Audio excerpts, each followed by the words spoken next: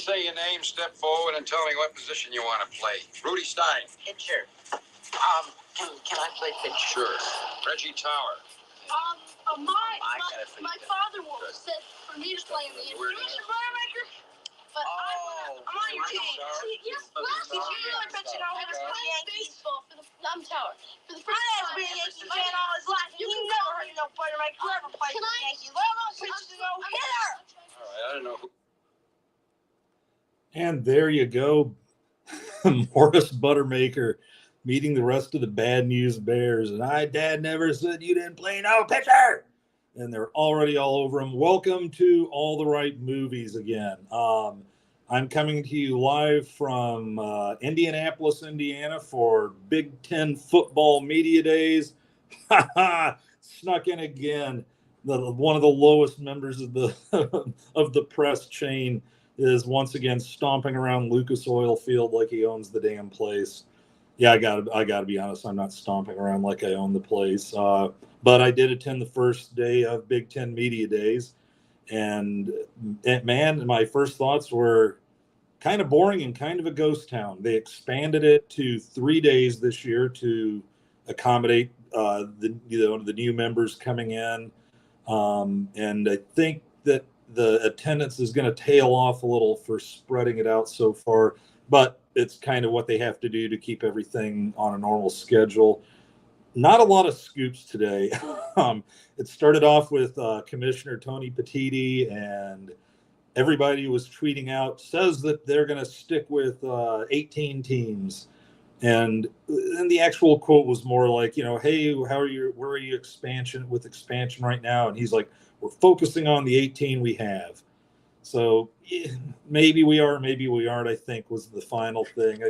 I had a couple other notes from the excitement today. It's like, hey, who was it? Let's see here. Somebody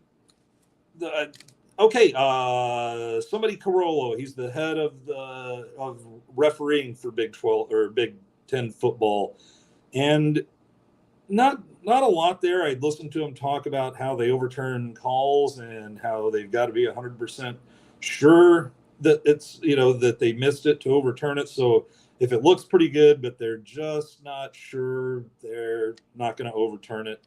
Yeah, that was exciting. Ryan, they got into real interesting stuff, like Ryan Day brought in Chip Kelly so he can let the defensive coordinator worry about defense, let Chip Kelly worry about offense, and let him worry about running the team. Well, why else the hell would you bring in Chip Kelly as offensive coordinator? I heard I heard multiple other members of the press. This thing actually takes place on the field at Lucas Oil Field, home of the Colts. And instead of like black little rubber pellets everywhere, they kind of have tan ones. And people were bitching about how they were getting them in their shoes. I was honestly really confused. I'm not dressed for success when I come to these things because I'm not really planning on being on TV. So I'm just wearing my, some trail runners or my Husker Adidas sneakers. And I really think you'd have to really get down there and roll around the ankles because they're not going to fall off any plants. They're not really going to jump in the air, into the loose area around your ankles. I didn't get it. I'm just wondering if I missed some fun little wrestling thing that they do. But anyway, those were the important things there. So that's why I don't really have much to say about that. And we can get right to the Bad News Bears. And this is where, if you saw it as a kid, then you're like me and you just, you're somewhere around 60. And it brings back wonderful memories. To those of you who may not be quite as old but have watched it, I'm guessing you enjoyed it. I watch it now, and I just remember it as just wonderful. I mean, there's a few things you're not going to do today. Obviously, they did in there. Well, one thing especially, and I don't think we really have to throw it out there. But, God, those guys really perfected my cursing. It came out in April of 1976, right when Little League's starting for the season. And, I've probably been, if I'm honest, I've been perfecting my cursing for a few years as a kid. They're working on it. And this movie just kind of perfected it, like when Buttermaker was it Engelberg fires the ball into the parking lot because he's pissed off and drills Buttermaker's lousy car in the windshield. And he's talking to the team about it. And one thing he says, well, somebody's going to have to pay for this windshield. Engelberg, I think it's going to be your father. And he just looks right at him and goes, bullshit. All right, then. That's great stuff if you're a kid. But the thing was, you spend a lot of the movie laughing, but then the damn thing sneaks in, gets a few tears going, and really gets you looking at the parents and the coaches. And as you got older, if you saw it young, that you're like, good God, did this thing predict horrifying, parent and coach behavior in youth sports down the road? And it absolutely 100% did. Let's go ahead and get into some of the specifics of the movie here. I'm going to tell you, if you want to get into the comments and say, hey, you really just said something stupid, I'm actually encouraging it tonight because I've been going since about 8 this morning, working on the stuff for Big Ten Media Days, and then trying to get the research all tied in for this. So I might be a little punchy right now. My throat might get a little dry. I don't have any of my pineapple peach that I was bragging about last week, but I got two of my other favorite flavors, Propel watermelon and Propel black cherry. I got two just in case because the voice might get a little raw tonight, so bear with me. Before we jump in, let's just see if we got anybody here in the comments. Justin Rogie is here and says, howdy. The conservative Husker says, go Big Red. And I believe I saw a couple people check in yesterday. I'm not sure, but hey, if you're in here, you got thoughts, jump in the comments. I'll take all the help I can use tonight, and let's get rolling with it here. It came out, and like I said, it came out in April. It debuted in theaters on April 7th, 1976. I can already see where I've goofed up. In my notes, I wrote down 1996 and caught it. That's probably much closer to the abomination that was the Billy Bob Thornton remake. I love Billy Bob Thornton. That movie was just a disgrace, and not in a fun way like the Bad News Bears. It was directed by Michael Ritchie. Some of you might be familiar with him. He has his own little sports movie, Mount Rushmore, but he directed drama, he directed comedy, he directed sports. He was all over the map. I believe he died of cancer in 2001. His sports movies he made Semi-Tough, which was a wonderful sports novel, hilarious sports novel, came out around 1971 or 2 by Dan Jenkins. The movie was an abomination. Michael Ritchie blew that one up. He had transcendental meditation stuff going on in there. He held on to the characters just by a thread, but there were some weird things going on as he just did what he wanted with the script and was changing it and was trying to make it this kind of hippie lovey thing a little bit going in there, cosmic forces, that was going on in the 70s when everybody was just all over the place. And Dan Jenkins wrote about that because back then he didn't have a lot of power. That was his first novel. Sold it and basically turned over all the rights to do whatever the hell they wanted to it for the movie. He had no power. They would consult with him on the script, but they didn't have to listen to him. All right, enough about Semi-Tough. You probably won't be seeing that on this show ever unless we do books. He also did another really bad movie called The Scout with Brendan Fraser, and I think it was Albert Brooks, and Fraser was some Nebraska, hillbilly that could throw 100 miles an hour. It was just bad. Now the good ones he did Downhill Racer, a skiing movie with Robert Redford, late 60s, around 70s, something like that. Really very good. It was one of those, if you didn't like skiing, you enjoyed the movie. Bad News Bears, Wildcats with Goldie Hawn, and Diggstown, which you hopefully will see on here someday with James Woods, Lou Gossett Jr., and Oliver Platt, which is kind of a Rocky in prison movie, but it's more of a grifting movie than a sports movie. Just hilarious, and I would say you can throw those four on for a pretty solid sports movie, Mount Rushmore. He also did The Candidate with Robert Redford. He did Fletch with Chevy Chase, the first one, the funny one. And then he did The Golden Child with Eddie Murphy in about 1987 or so. Personal favorite of mine. It also had Charles Dance, who some might have remembered as the father Lannister in Game of Thrones, not Tywin Lannister, and he was an evil like servant of the devil or something in there, just to give you an idea of how whacked out The Golden Child was, but very, very enjoyable. It made in 1976. It finished number 10 in the box office, and it made about 42,350,000. Number 10 movie of the year on a budget estimated of 9 million. So that 1976 that qualifies as a hit, especially on that budget. That's raking it in. They didn't have international sales yet. Just to give you an idea of the 76 market, the number one grossing movie was Rocky. The number two grossing movie, which could probably be its own show, but we won't do it here, was called To Fly, and it was an IMAX movie that people just flocked to, and it was responsible for everybody going crazy and building an IMAX theater. And then after that, A Star Is Born with Chris Christopherson and Barbara Streisand, King Kong, and Silver Streak, which as a kid I just absolutely loved, with Gene Wilder and Richard Pryor. And the Silver Streak was a train. So and I could keep going. You can get to about 15 or 20. There wasn't a lot of made for TV at this point. If they were, they weren't very good and didn't really have much money thrown at them. And there wasn't any HBO. There was just the theater. And if you didn't see it in the theater, it was just gone forever, unless it showed up on 6 months to a year later on the Sunday night movie of the week.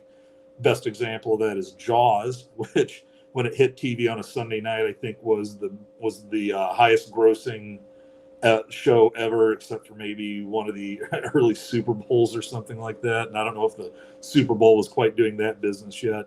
But 76 was a hell of a year, and being 10th that year was pretty impressive. Just a rehash. Let's get down to the plot of the Bad News Bears. I've got my thing with ludicrous. This plot, it's a little ludicrous. I've never really heard of not having having your little league team full, and then having like all the worst players whose parents have some cash kind of buying their way into the league. I played a lot of little league. I was never really around that. But, given some other movie plots, I guess it's not that off the wall, and it is Southern California, so, whatever. But anyway, these are basically the players that were too shitty to get picked up, and so they started a team, and I don't know. We'll get to it in the scenes, but how the hell bad these kids? Most of them looked like they couldn't play catch. Like, they weren't the worst players at tryouts. They were the players who, I'm surprised their gloves weren't all just stiff as rocks, because the parents just bought, you're going to play baseball and you're going to be on this team. And they're getting beat as bad as a team like that is. There was always some disparity in these little leagues. I'm sure there were ones where everybody kind of knows who the good players are, plays the game to get draft picks, or go, hey, this guy is, personal relative of mine, friend of the family. We get him without the draft, and whoever has that kind of like complete lack of morality and a little bit of pull around the place is the guy winning it year after year, because he's always circumventing everything to get the players. But anyway, even the worst teams aren't going to get beat like the Bears are getting beat, and just be as bad at baseball as they are. But in a wonderful decision, a city councilman, Toby Whitewood's dad, goes and offers to pay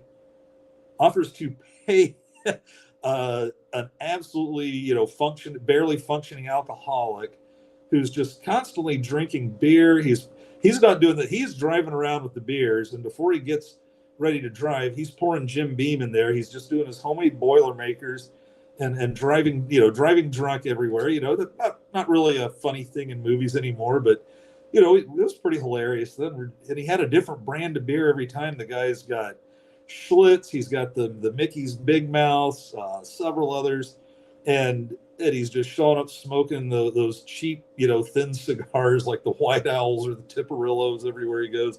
And he's just an absolute mess. What better guy to take hold of the most challenging little league coaching job in the state of California? Absolutely, Mo Buttermaker. They go out, they get destroyed. They're all ready to quit. Mo brings them back from the brink. But and one of the funny things, we get into one of our other one of our other categories here. I like to sneak in and out of them, but all the different things they call Buttermaker, Boilermaker, Butterworth, Tanner called him Buttercrud. I love that stuff. My last name is Ketterson, and well, it's not as bad as Butter. It had the same beat to it, so I was let's see, look, and we were kids, so there was not a lot of. There's one they love to call me, and not a lot of sensitivity of that. Ketterfag was number one. Ketterfuck, Ketter shithole, Ketter crap, and my personal favorite from Boy Scout camp one year, Cheddar balls. I don't know who came up with freaking cheddar balls, but that was some artistry. I think I was about an 11, 12-year-old. I guess I got out of Weebelos at 10. But Cheddar Balls was an absolute classic. So watching it now, I'm laughing even harder at all the fucking around with Buttermaker's name.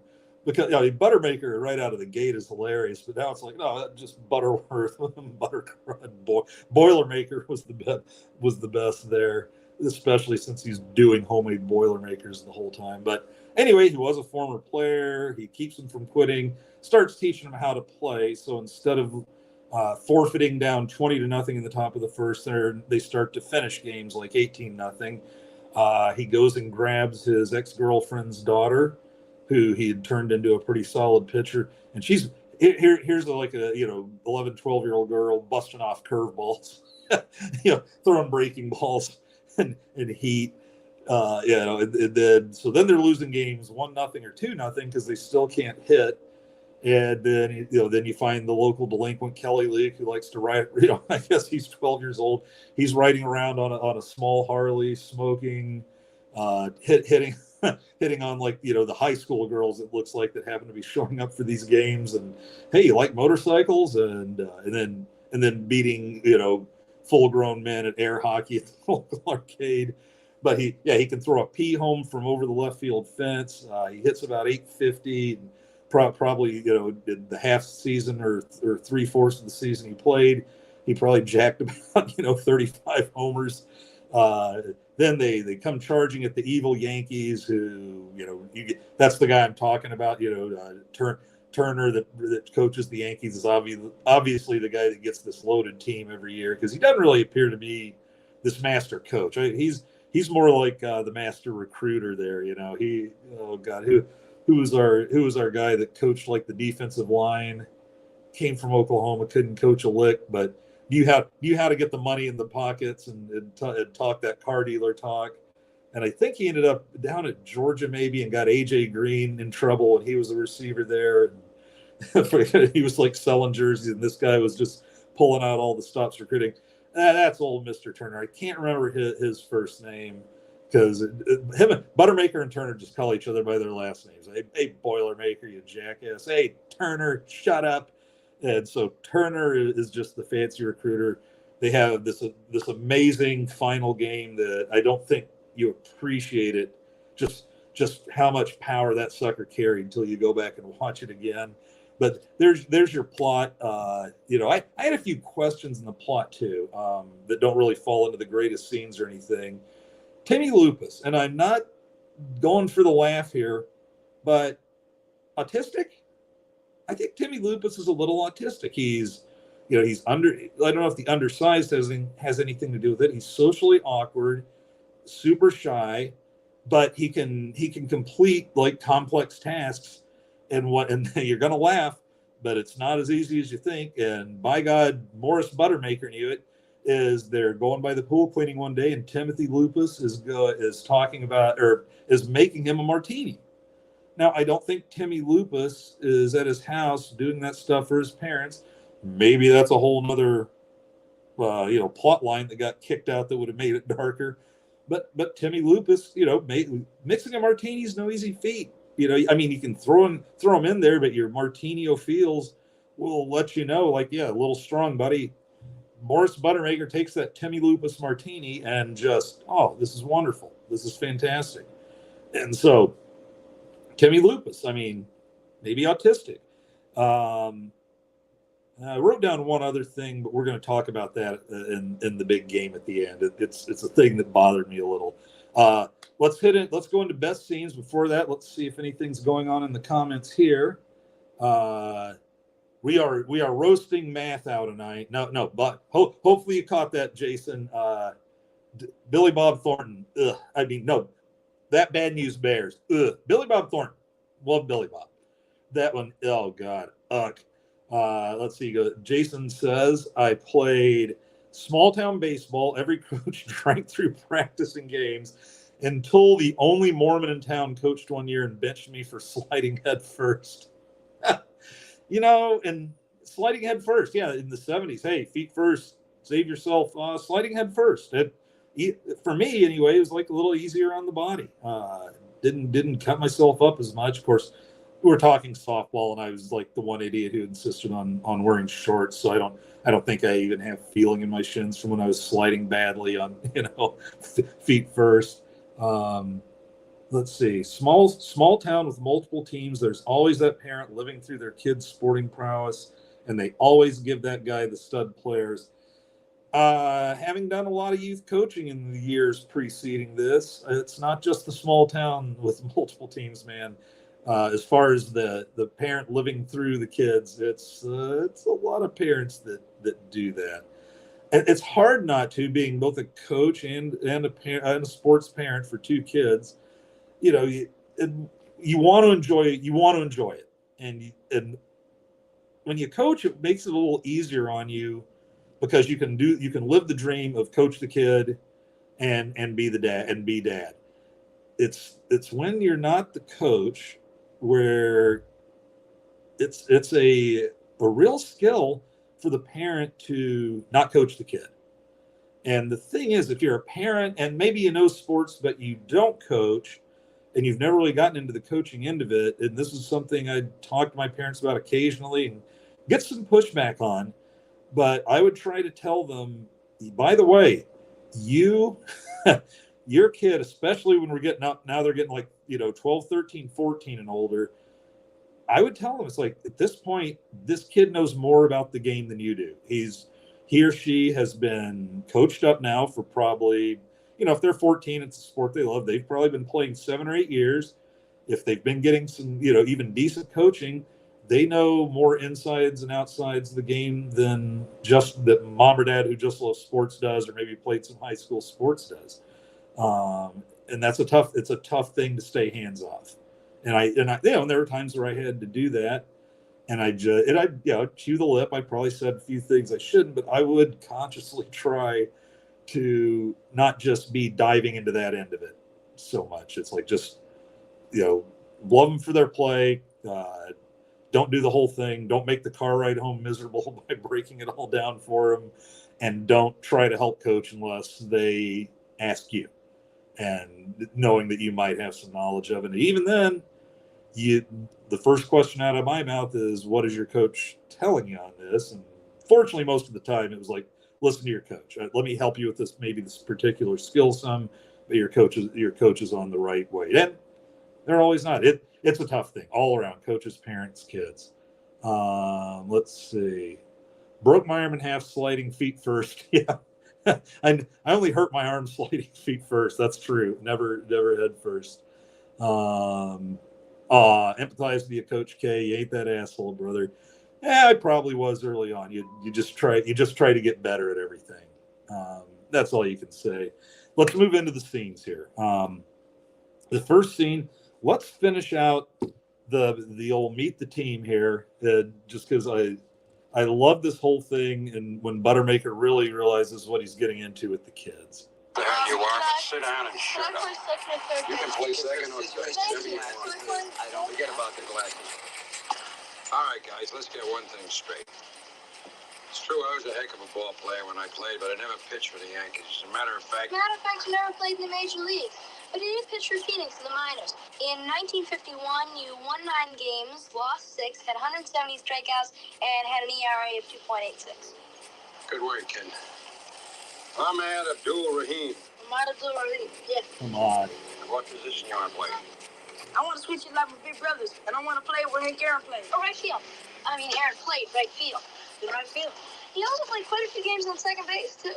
In second base. Mike Engelberg. I had to think Mr. Trout for catcher. Engelberg's invaluable. He can play third and short at the same time. Keep it up, Whitewood. If you want to get comfortable. Shut up, Cubs. Timmy Lupus. All right. Timmy Lupus. Lupus. Trout, does that booger eating spaz make me want to puke? Well, what do you want to play, Lupus? Lupus.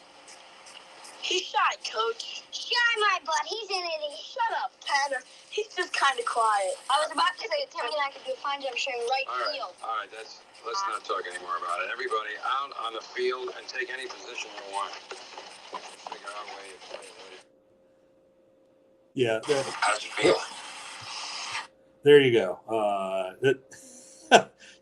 Engelberg just comes in. I'd forgotten when I watched it many years later, I'd forgotten just how pissed off he was all the time. He's just screaming at Buttermaker. I believe in they go out because then they hit the field for practice, and Engelberg's eating a candy bar, in the summer heat. He's eating a candy bar, throws the ball back out, and Buttermaker was like, "Engelberg, there's chocolate on the ball," and he just like family's always giving me crap my way now. Lee always picking on me and just screaming at him. He's like, okay, chill. And in a really, really bad, just a bad decision at this particular time with the team. He's getting ready to hit a little infield, and he decides, hey, I'm going to catch the catcher, Engelberg, not paying attention, and I'm going to do this after he's just blown up at me like 3 times in the last 3 minutes. So he lays down the bunt, hey, and Engelberg doesn't budge, and he's going like, hey, that's a bunt, get the ball. It's like, well, why are you trying to trick me? And he's getting all pissed off, and he's yelled at Buttermaker some more. Then I think Tanner, chimes in with, just pick up the cruddy ball, and Engelberg just goes there, grabs it, and just whips it, right through Buttermaker's windshield, where they head out to the parking lot to have a little chat, and that's kind of the third part of this act, where he goes out and he's explaining to them they're going to have certain rules, and we're not going to repeat it here, but Tanner unleashes the line of I believe this particular group, that particular group, this minority, and booger eating morons. And Ogilvy comes to his aid, because he goes like, may I point out you're one of the few people on this team, Tanner, that's not a 1, 2, 3, 4 or a booger eating moron. And Tanner attacks him, and that's the one where it finishes off, where Buttermaker's, well, someone's paying for the car, it's got to be your dad, and Engelberg bullshit, and we're off to a great start. Okay, and then the next one, they tell him that you have to go find uniforms, and he's like, what's this shit about uniforms? I just was going to come around, make some lineups, drink, and then just watch these guys play. If they win or they lose, who really cares? But no, he's got to go get uniforms. So then they're helping. They're basically doing his pool cleaning for him. And when we hear him talking with Amanda later, apparently that was one of Buttermaker's superpowers, was making kids clean his pools. And anyway, it's you get a couple of the good lines in there where. What is, I think, does he take him to the batting cage yet? Maybe he takes him to the batting cage before that, and here's Ahmad just hitting pop-ups and whiffing, batting right-handed, and he turns around and he's like, hey, he wanted to be a switch hitter, and he turns around and goes like, hey, maybe I should try batting left. And Buttermaker just stares at him for about a 2 count and goes, no, not just yet. And anyway, so they're cleaning his pool, and Engelberg's like, hey, can I swim? Can I swim? And just, here's Buttermaker. He's like, no, don't jump in, Engelberg. You'll flood the valley. and And they're like, what's in the box? And he's bringing these boxes. What's in the box? He goes, it's what you little creeps been bitching about for the last week. It's your uniforms. He's calling them creeps and telling them they bitch. He's, Lupus gives them a martini. And so apparently after slamming Schlitz and martinis at the pool, they go to practice, which leads to the wonderful part of him on the mound. And he's still wearing his tie with like one of his Madras shirts or something. And he starts like weaving around on the mound and squinting really hard at the plate, and then just collapses. And he's just literally from a standing position passes out drunk, which I think if you're an 11 or 12-year-old kid is going to be a little more terrifying. I think most of them might have an idea what's going on, and maybe not. I guess I did by 12 years old. I'd seen tipsy folks, but I hadn't seen anybody just pass out, which to me would make it more terrifying. I'm probably thinking the guy's dying or something, and that's what they do. They walk up, but with way too way more curiosity and way less terror. One of them walks up, is he dead? And Tanner, which surprised me, it's not with his attitude. Maybe he's had a rough upbringing. He goes, he's not dead. He's just drunk. And then they just wander off. But then they just wander off and leave him. And to me, that was a little strong. We move the next good scene here is the first game. You have the team pick. First you have Kelly Leak. That's where Kelly Leak makes his appearance. He's hitting on chicks. He's smoking cigs. He's walking his motorcycle, and then he's like, I guess since he didn't pick up many women, hey, maybe if one of those older blondes had taken a chance on a seventh grader, maybe things would have changed. They never get Kelly Leak. Instead, he's now the kid telling everybody about sex with a sophomore in high school or something. But nope, he's now ready to fully come in hot. He comes in hot. He fires up the Harley and goes zooming it around, like spins up some dirt on the infield. They've got maybe it's a little foreshadowing as to how serious this league is. They got a cop at the game in 1976. Excuse me. I played a lot of Little League. Unless a cop's kid was playing, there was never a cop stationed at the game that I saw. But here's a cop, and he's chasing around the motorcycle.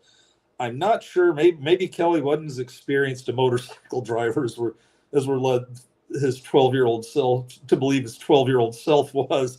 But he could have, I think, with just that cop, you had that awful, Butch Cleveland lady that was, that just, I think her job was like kind of league manager or whatever. Or the first time you see her, she's handing out all of Buttermaker's equipment to him and stuff in those old baseball canvas bags from the 70s. And she's just furious at him, that team, and then it just looks like she hates kids. It's like, well, what an interesting job for you. Because Kelly, for what I think the only reason is to end the scene, because I was thinking if it's just Turner standing there at home plate talking to the crowd and looking kind of not, a little perplexed by the whole thing, but he doesn't seem to be too worked up. Maybe this wasn't a new thing. So it's just a cop and maybe this Cleveland trying to chase a motorcycle around the baseball field. I feel like Kelly Leak could have been doing that until he ran out of gas or just took off for home, and then they pick him up at home later. But no, he does just a full speed at center field fence and just like turns it at the last minute, crashes. And here's Cleveland like fist raised, like, I'd want to punch this creep. It's like, okay, well, I guess that's kind of 70s too, if we think about it. But anyway, there's your introduction to Kelly Leak. They take the picture, and the part I remember from that is Engelberg. Engelberg couldn't button his shirt. And the thing is, Engelberg was a big kid. He wasn't near as fat as the kid who played him in Bad News Bears and Breaking Training. But here he is, just still pissed off. And Buttermaker's finally had enough. He goes up to stand next to him for the picture. Engelberg starts bitching, "Hey, Buttermaker, my jersey doesn't fit." And Buttermaker has his Schlitz in his hand, doesn't even look at him, goes, shut up. Just perfect shut up. He's done with Engelberg at that point. And then the game starts, and it's just a disaster. I think the final score we see before Buttermaker goes out and forfeits is 20-0. I doubt it doesn't even look like they have an out. You get your first shot that kind of made you as a kid jump a little was there's one of the kids is a redheaded kid, the ginger's Reggie Tower, and he's playing third base, and somebody throws him one over there. And, it's a kid going for a triple, and he just steps on the base instead of tagging him. And dad in the stands yells, "Tag him, dummy!" at his kid. And in the theater, I remember that was like, oh, okay, I haven't really heard that before out of a parent. That's interesting. That's not funny. I'm not really. And no one was laughing. It's like, hey, wait a minute. I thought this was just going to be a fun little comedy, and maybe they're cussing a little too much, but this isn't fun anymore. This kid just screamed dummy at his kid. That was kind of jarring. And then Buttermaker goes over to Turner to forfeit. Turner's like, well, hey, they're going to end it in 15 minutes anyway. And I got to be honest, it wasn't terrible advice. And from the way the kids reacted, he might have been right. That Roy Turner, God, I finally remembered his first name. Yeah, Roy Turner does that. He goes, hey, at least then you're not making them quitters, and they can keep their heads high that they finished the game. Not bad advice, but I think at this point, Buttermaker's feeling a little bad. His knee-jerk reaction is, I kind of want to protect him and get him out of here.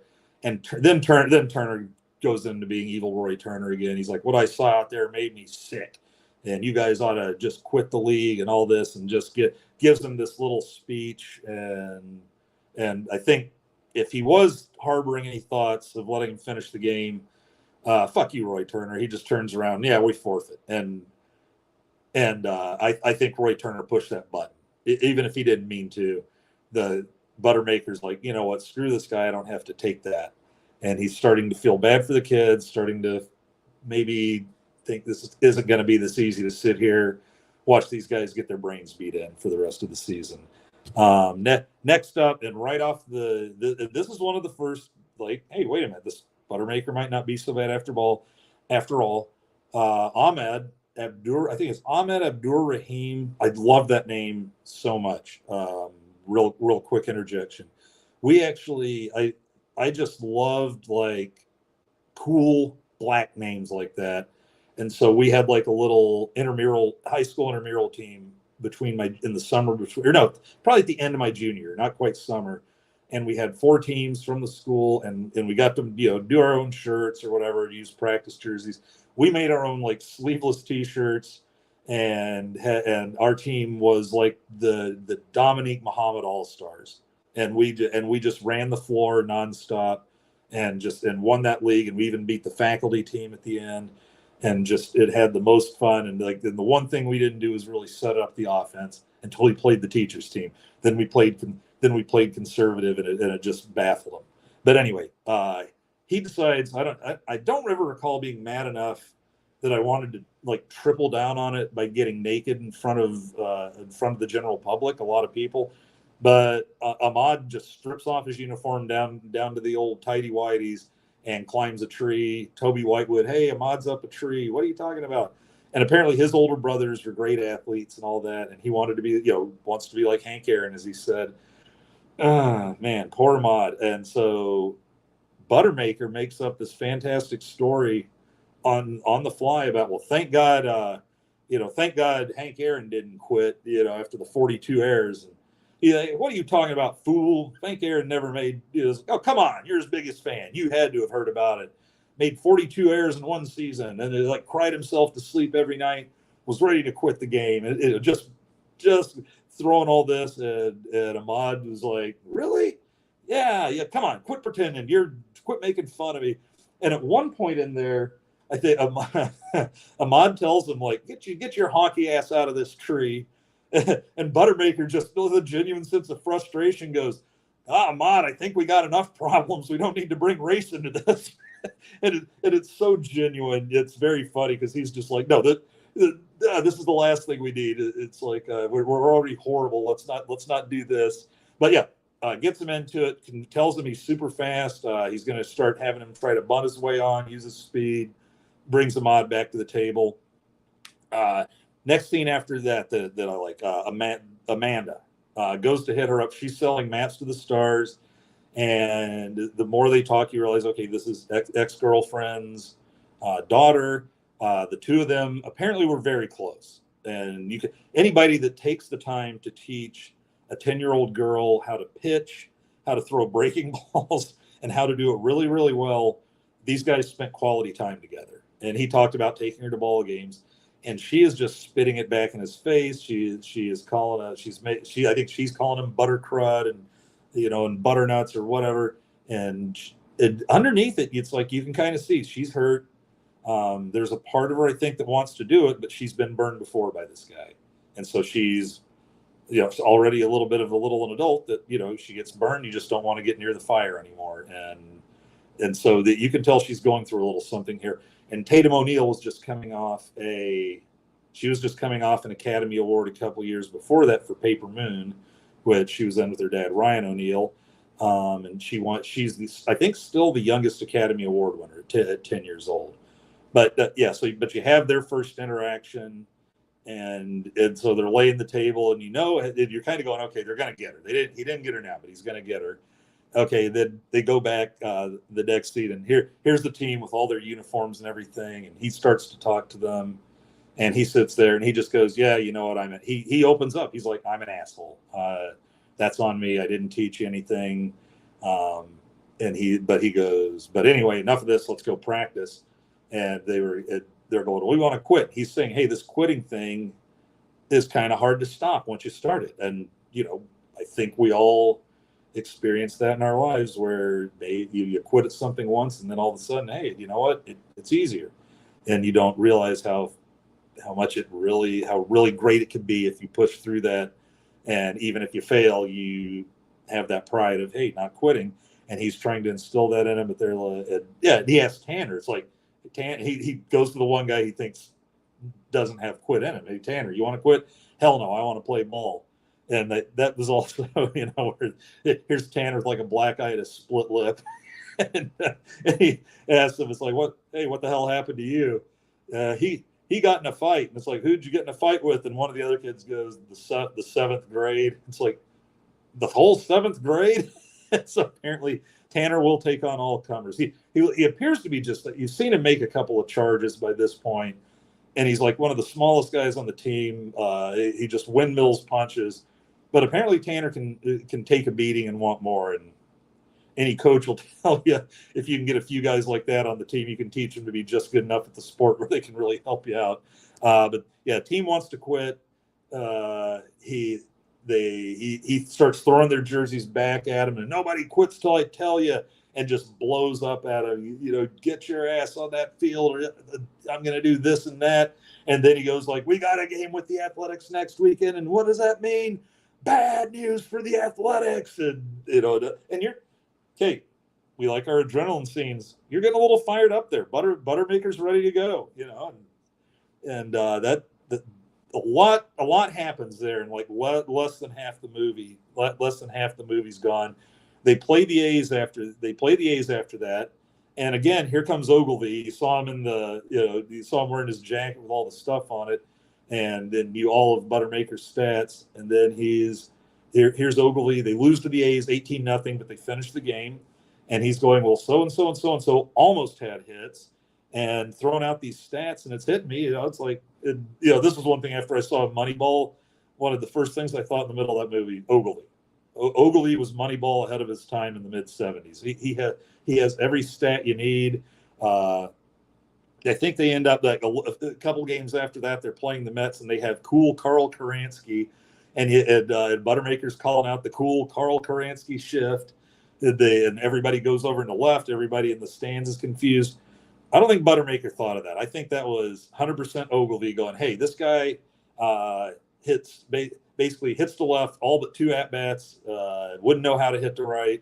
Let's do a shift. And anyway, that he does what every coach I ever had did as a way to inspire winning. Like we won City as this team down in Asheville, North Carolina. The first year we went 0-7 to start the game. And about 5 games into that, our coach said, tell you what, you win, and it was around back then. I'm buying everybody like burgers and stuff dinner at Hardee's on me, burgers and dogs, whatever. And we finished that season 7-7. went 14-0 the next season, and then won the city tournament, which was probably felt like at least 5 more games. So we were, I think, 21-2 after being bribed with free dogs and burgers. So he would after the A's game, hey, hot dogs and Cokes on me. That's a part, when I was younger, it was like, well, of course, hot dogs and Coke. They did great. They finished the game. But I go later and I'm like, yeah, that was actually some serious inspiration. He goes and gets Amanda. Their next game, she's throwing spitters. And I think that they lose 1-0, but because he tells her, hey, let them hit a few and see how they do in the field. But here she is, just with one of those 16, 20 ounce jugs of Vaseline, smearing it all under a cap. If Little League umpires thought to check for spitters, holy moly, they're just gonna find all the evidence in the world, like literally hanging from her hat. And somebody, I think maybe it was Ogilvy, goes like, so what's she doing under her hat there? Constantly rubbing under her hat, and you just see Buttermaker gets this little embarrassed look, and he's like, that's the spitter. and so she's firing spitters. They lose 1-0 to the Mets. And tell you what, we've got some comments in here. We just have a couple more scenes. Let's get the comments rolling, because it looks like we got a few of them. I haven't even looked at it. I'm just wondering if like Highlander Gun or somebody made it, and we now have like a Jason Reeves Highlander argument or Fred Sacco argument going. So let's see what we got here. Oh,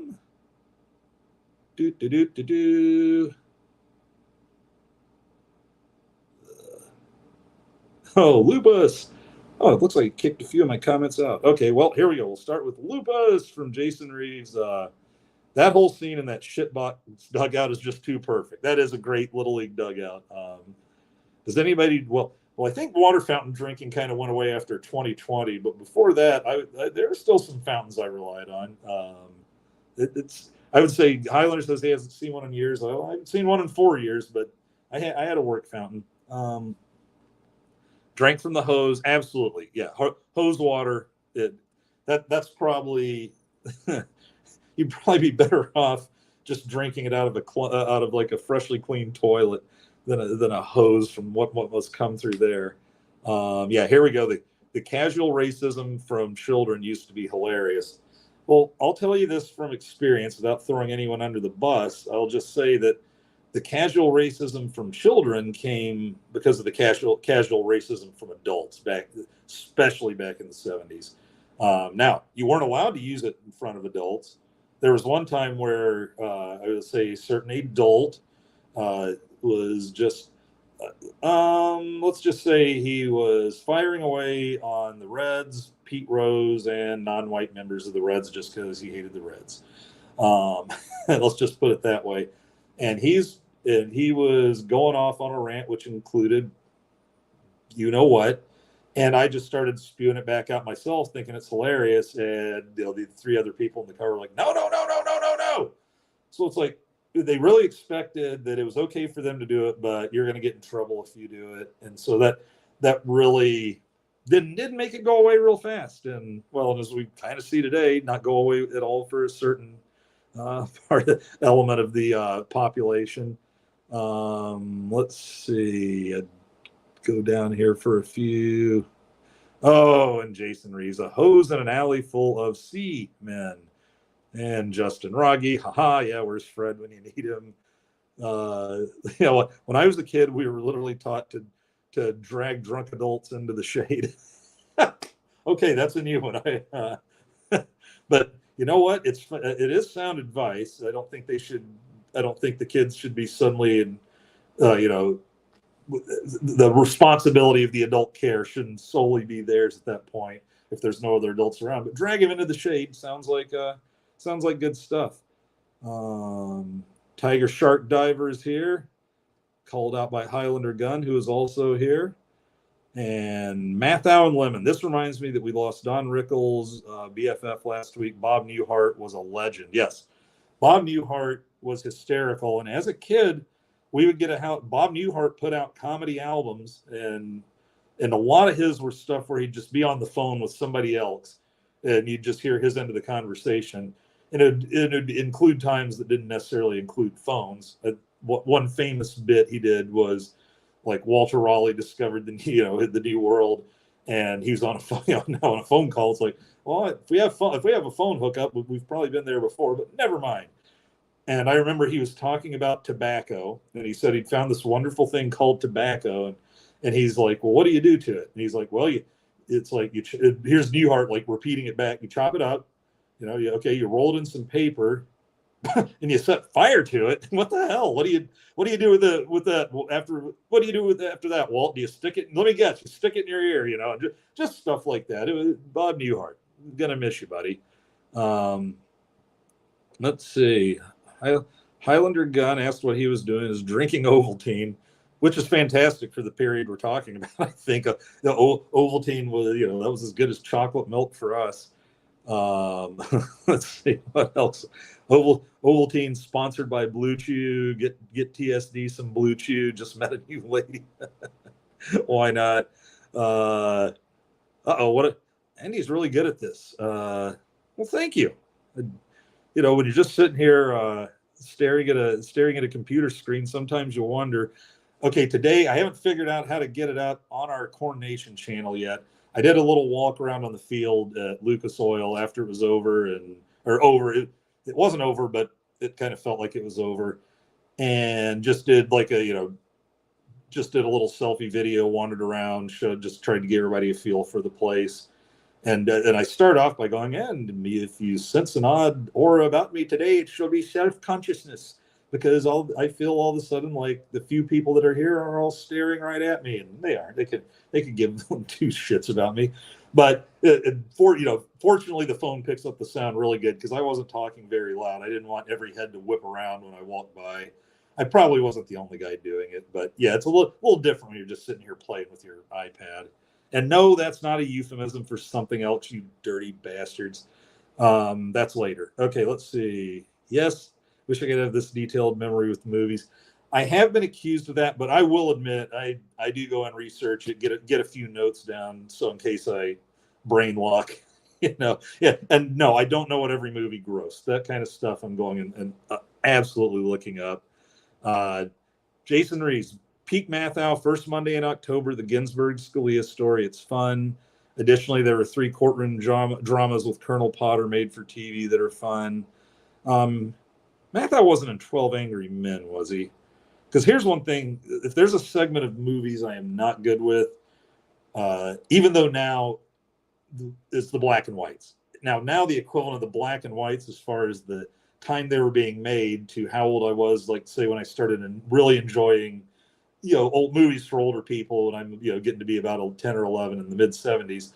The black and white movies are maybe still being made 10, 15 years before, like the mid early 60s.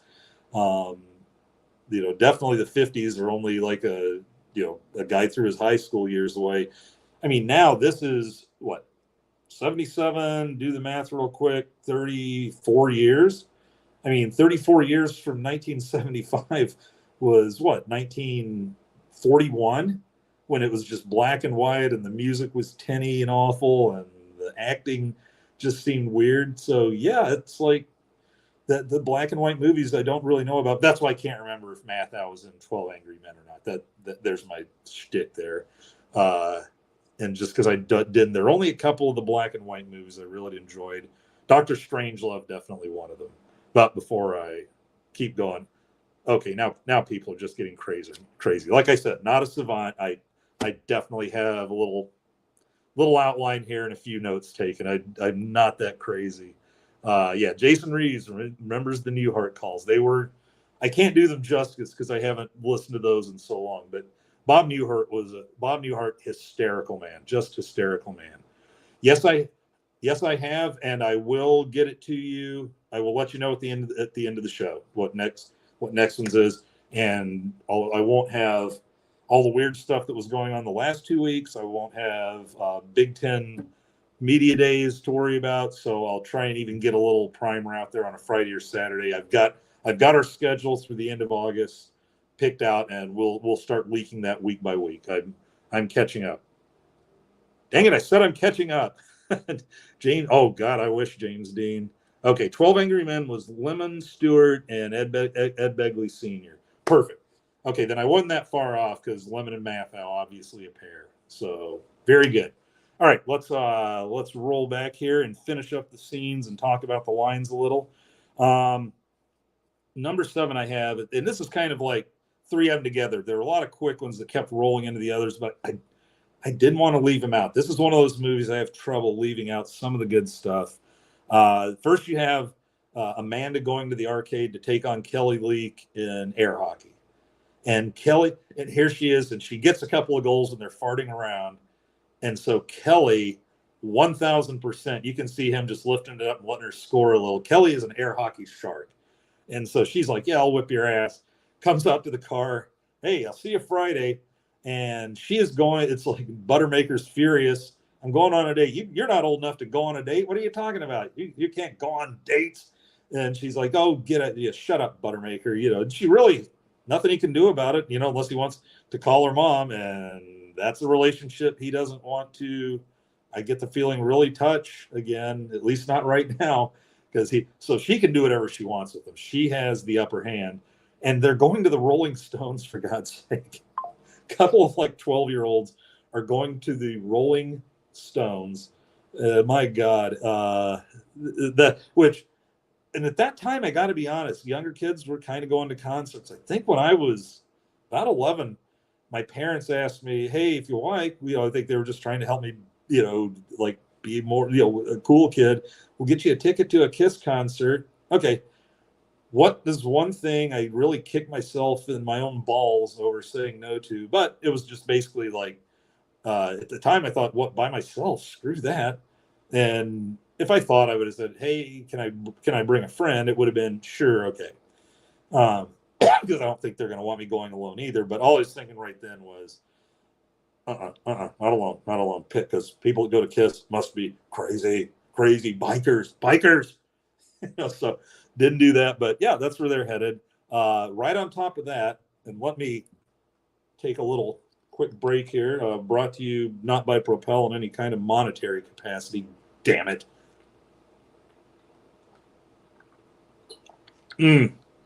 Oh, that hits. We have Tanner eating a burrito at a hot dog burrito shack by the field, which apparently is open even when there's no games going. Right? That must be how popular Little League was there, was the food shack's just open, like a restaurant. And Lupus is sitting over there by himself, and Joey Turner and a couple of his shitbag Yankees. Yankees are the worst, whether it's Little League or, the big leagues, whatever. Yankees are the worst. They go over to pick on Lupus. If I remember that scene, they dump a bunch of they take his hat from him, and Lupus, come on, give it back. And he's got it behind his back where they're filling it with ketchup and mustard and slap it on his head. And I'm like, man, I got bullied as a kid pretty good for a stretch. And at least it was just getting shoved around and terrified a little, and not just, that'd just be the worst. Coming home with a head full of condiments. That was another one. Not funny. Well, apparently Bears are starting to bond, because here's Tanner, who can't stand Lupus, and goes up to Joey Turner. Joey Turner, best player on the team. He must be, little kid tough like Kelly Leak, and he just goes after him and goes, hey, you want my burrito? No, I insist. Smashes that fucking burrito in his face, and then just starts that Tanner windmill fighting, and Turner just picks him up without even trying, and drops him in the trash can. And I can tell you from experience, you get dropped in the trash can where you're just hooked by your knees and your hands to hold on. That's a stretch. Getting out of there is a skinny little shit. It's tough to escape the trash can. And he's like, help me get out of here. And then comes the line. It's like, if you wiped your nose occasionally and didn't piss everyone off, or didn't do this, I can't remember what the other thing was, then maybe you wouldn't piss everyone off so much.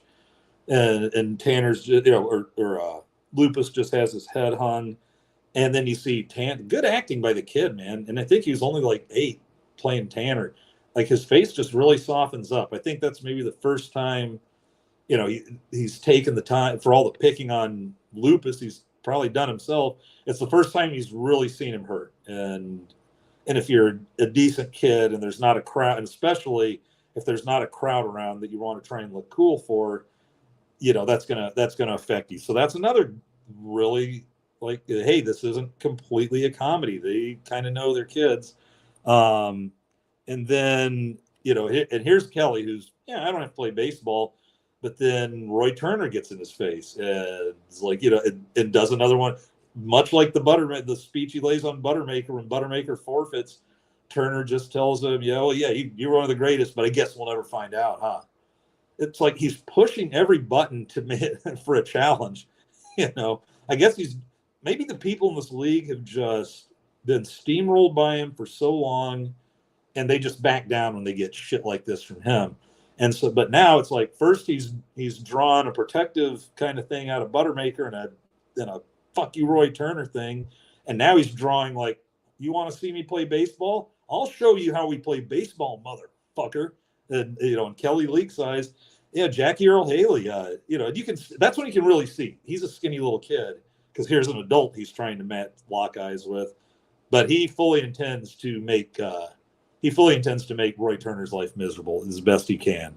Okay, next scene. We're to the big. They go on a run. They come charging back. And then a little bit of foreshadowing. Amanda gets the flu. Apparently you're allowed in the dugout. It's the 70s. So if you have the flu, you're not home in bed. You get to go put on your uniform and bring one of those. Then wear like a Buttermaker's space jacket and hang in the dugout with the team with the flu. Just classic. No one really batted an eye about that in the theater, because probably no one cared at the time. But this is the one where Buttermaker tells Kelly, "Hey, we need to win this game. The last game of the year, we got to win it to finish second and get in the playoff game. I need you to go catch everything you can." And there he is, just running all over the outfield.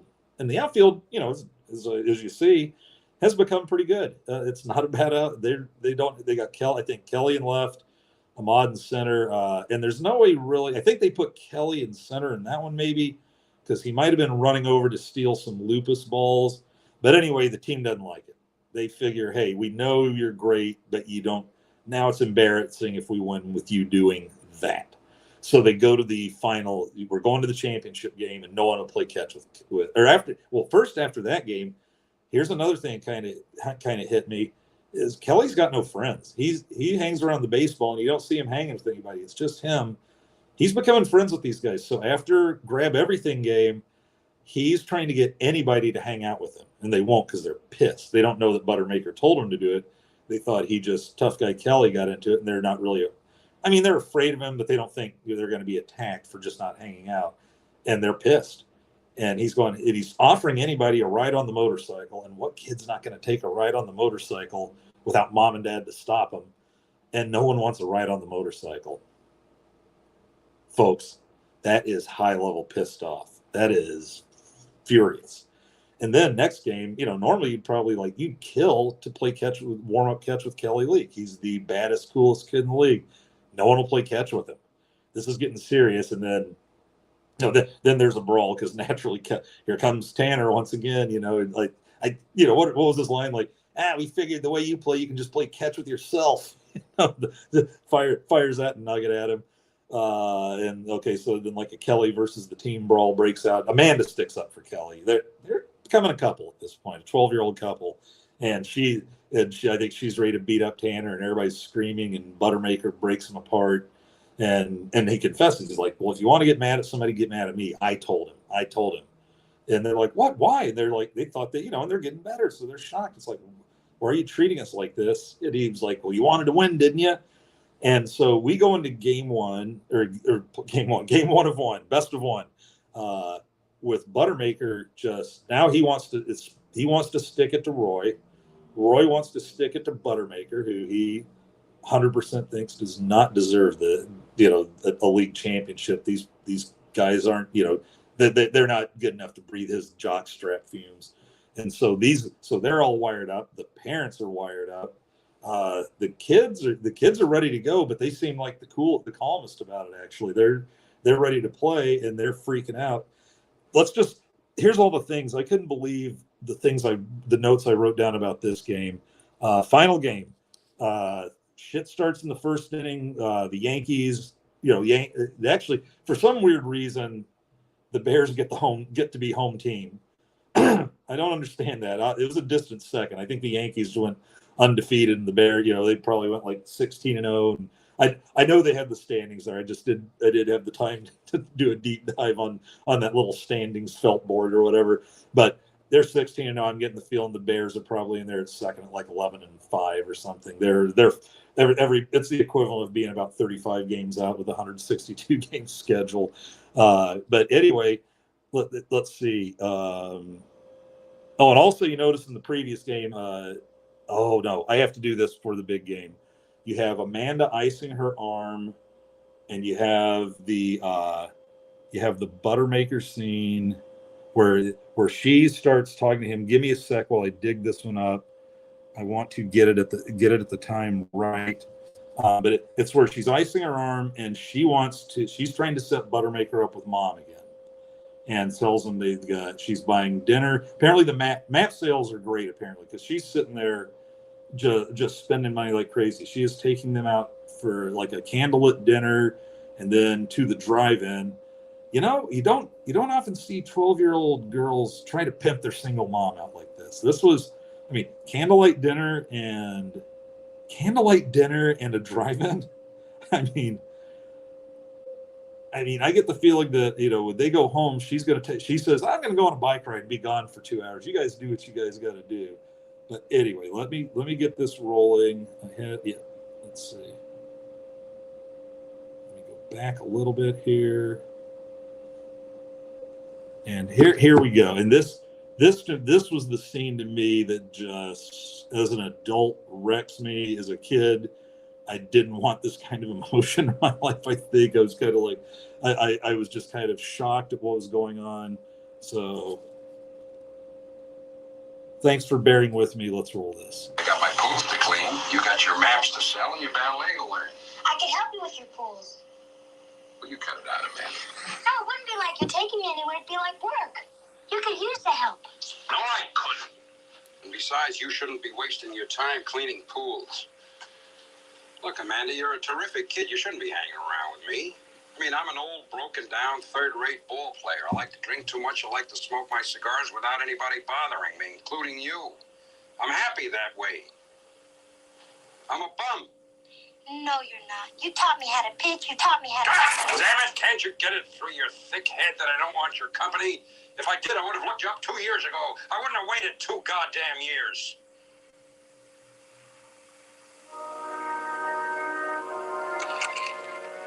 Did you ever think of that? That's where you feel fine.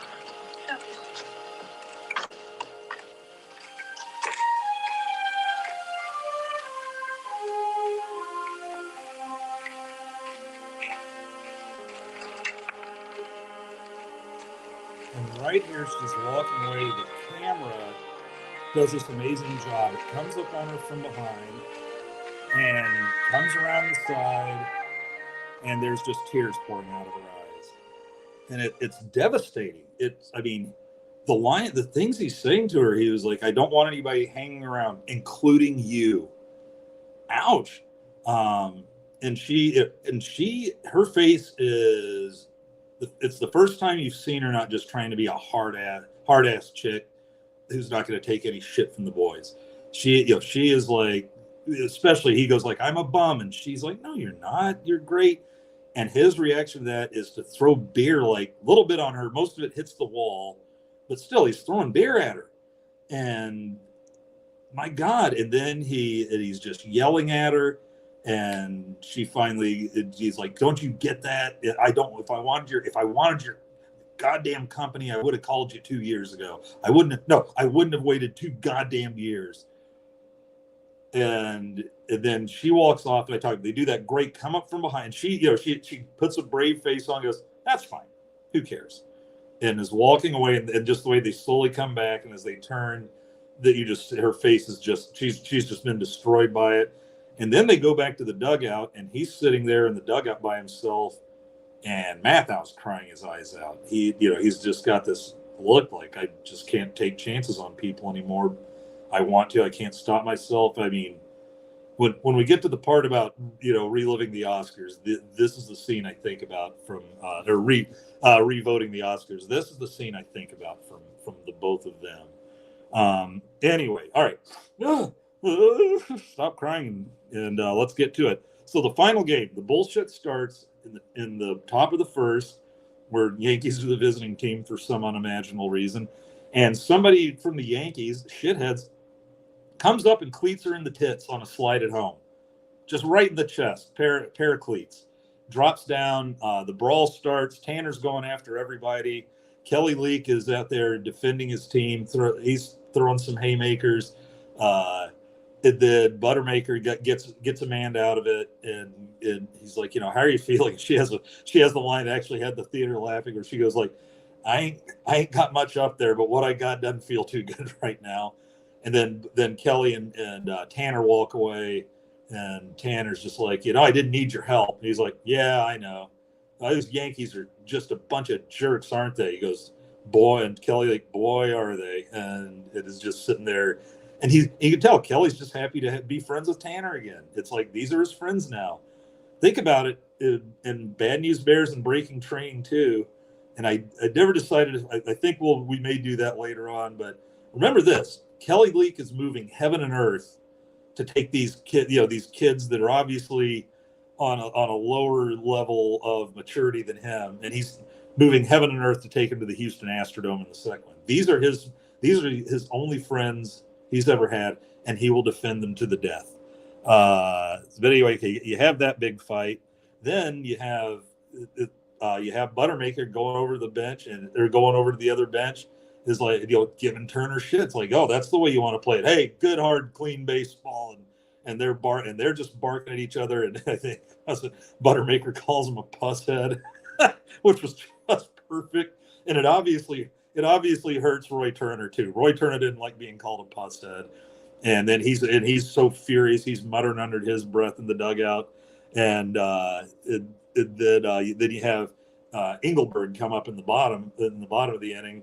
And Joey's like, well, if it isn't Engel pukes, and he's like, screw you, Turner. You can tell those two just hate each other's guts. And then Engelberg, rips a double. They said it's somewhere in there. Engelberg learned how to hit, and he's been knocking a few out himself, and he's become like a little league fence hitter. You can't have enough of those. But then they kind of lay the groundwork for what's going to happen later in the game. And guys, after all this has gone on, and it feels like you're a few innings in, that's the end of the first. So the game settles down. Ogilvy's trying to warn. Ogilvy's keeping an eye on Amanda, because we've already seen her, busting off a bunch of curveballs isn't really good for a 12-year-old girl, or boy for that matter. And she's having to ice that sucker, and it's bothering her. Everybody, and Turner and Buttermaker are just going bananas in the dugout. That they are yelling at these kids are just getting shouted down for every mistake. And Buttermaker just has fire in his eyes. He wants to win so bad. He is just screaming at these kids nonstop. So we come to the bottom of 5. I think the Yankees are, maybe it's 2-1 or 2-2. I think it's 2-1.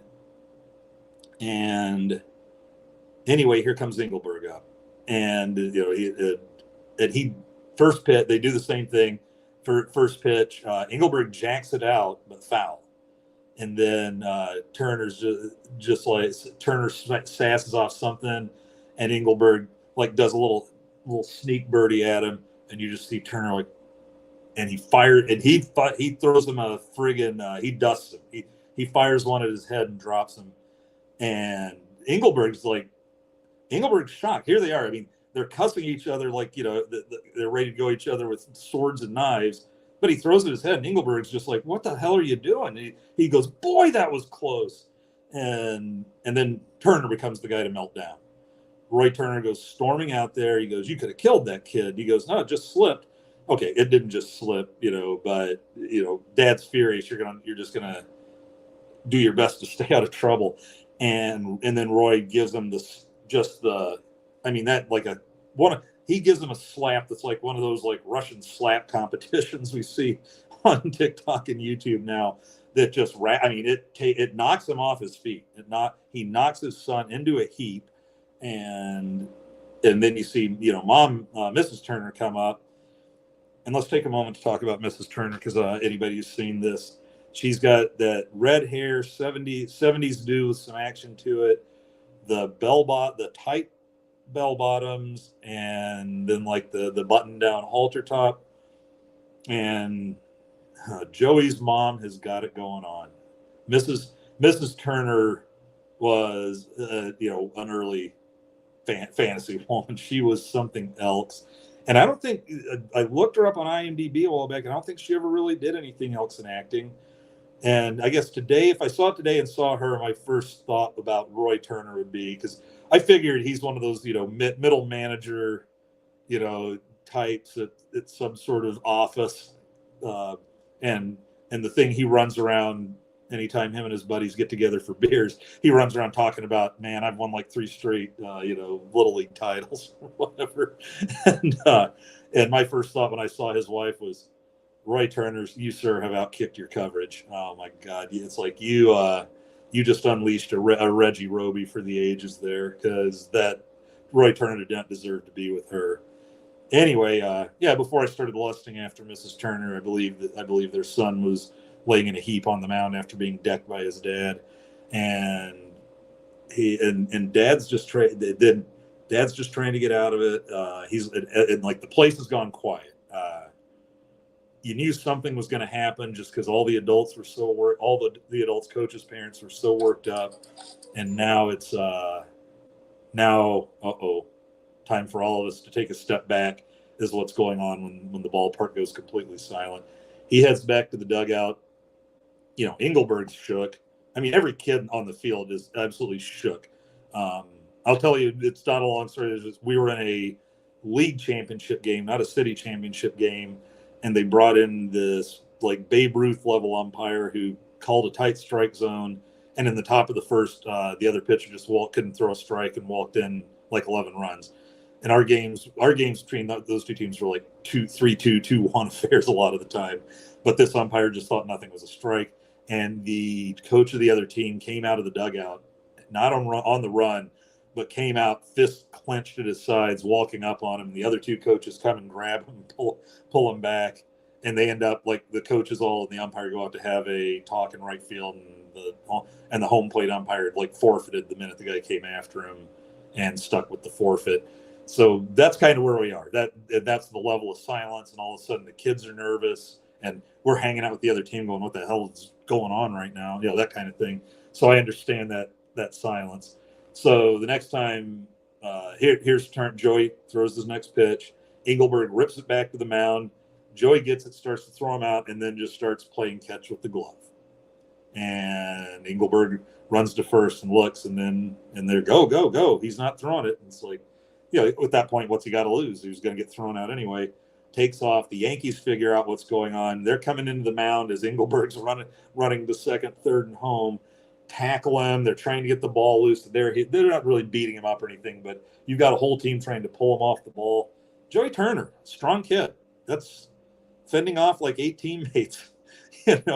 I think they could get the arms loose on him with like 4 pulling on each arm. No, they don't. Joey Turner then just walks up, drops the ball in the dirt in front of Dad, walks off the field. Dad's still kind of in shock, can't believe he did it. But who cares? Fuck you, Roy Turner. You're a bad guy.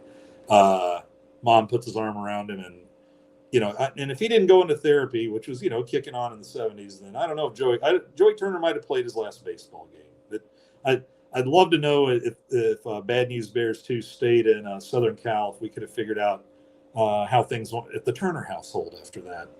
But anyway, it's the wake up call for Buttermaker. Buttermaker is just all of a sudden he's like, I've been that. I am that. Here's what I think happened. He said, I got really close to being Roy Turner today. He was throwing beer at his daughter. He's been throwing stuff at dugout walls. maybe if Roy doesn't do that, maybe Rudy Stein, because he'd been sending Rudy Stein up to get hit. And Rudy that doesn't want to get hit the next time grounds out. Ahmad, I think, grounded out on a 3-0 pitch, and he is just screaming his head off at him. So he's like, you know what, let's go, let's have some fun.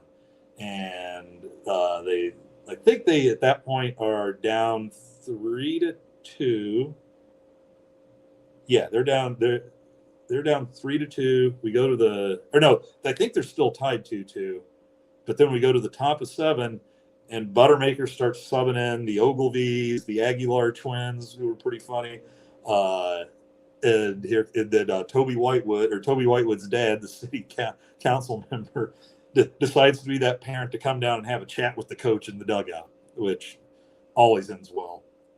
And he's like, hey, not exactly the time to start subbing everybody in. And he's like, they haven't played yet. And he's like, well, what? We thought we had an understanding here. And I just remember he gave the line, Whitewood, if you don't go back to your seat right now, I'm going to shove off half your mustache and stick it up your left nostril. Only Mathau can pull that off. That's just a math. Anybody else tries that, they're like, shaving what? He's going to stand there and let his mustache get shaved, and while you push it, what the hell are you talking about? But grumpy old Buttermaker. It sounds like the most vile of threats. So they put these guys in the field, and here's disaster. I think that was like Yankees threw. Maybe Yankees were up 3-2, but anyway, they throw a few more runs on. Looks like they get a couple outs. Oh, Amanda comes out. She starts pitching, and Ogilvy's like, you got to take her out. And before he was like, nope, she's fine. This is the championship game. Then he goes, all right. And here's where I think Buttermaker makes one of the worst mistakes ever. I didn't invent this, but I've had other, baseball fan buddies, bad news bears, loving buddies of mine tell me this. In what universe, if you're Morris Buttermaker, and I get, you're letting everybody play, but in what universe is Kelly Leak not pitching those last 2 innings or that last inning? Come on.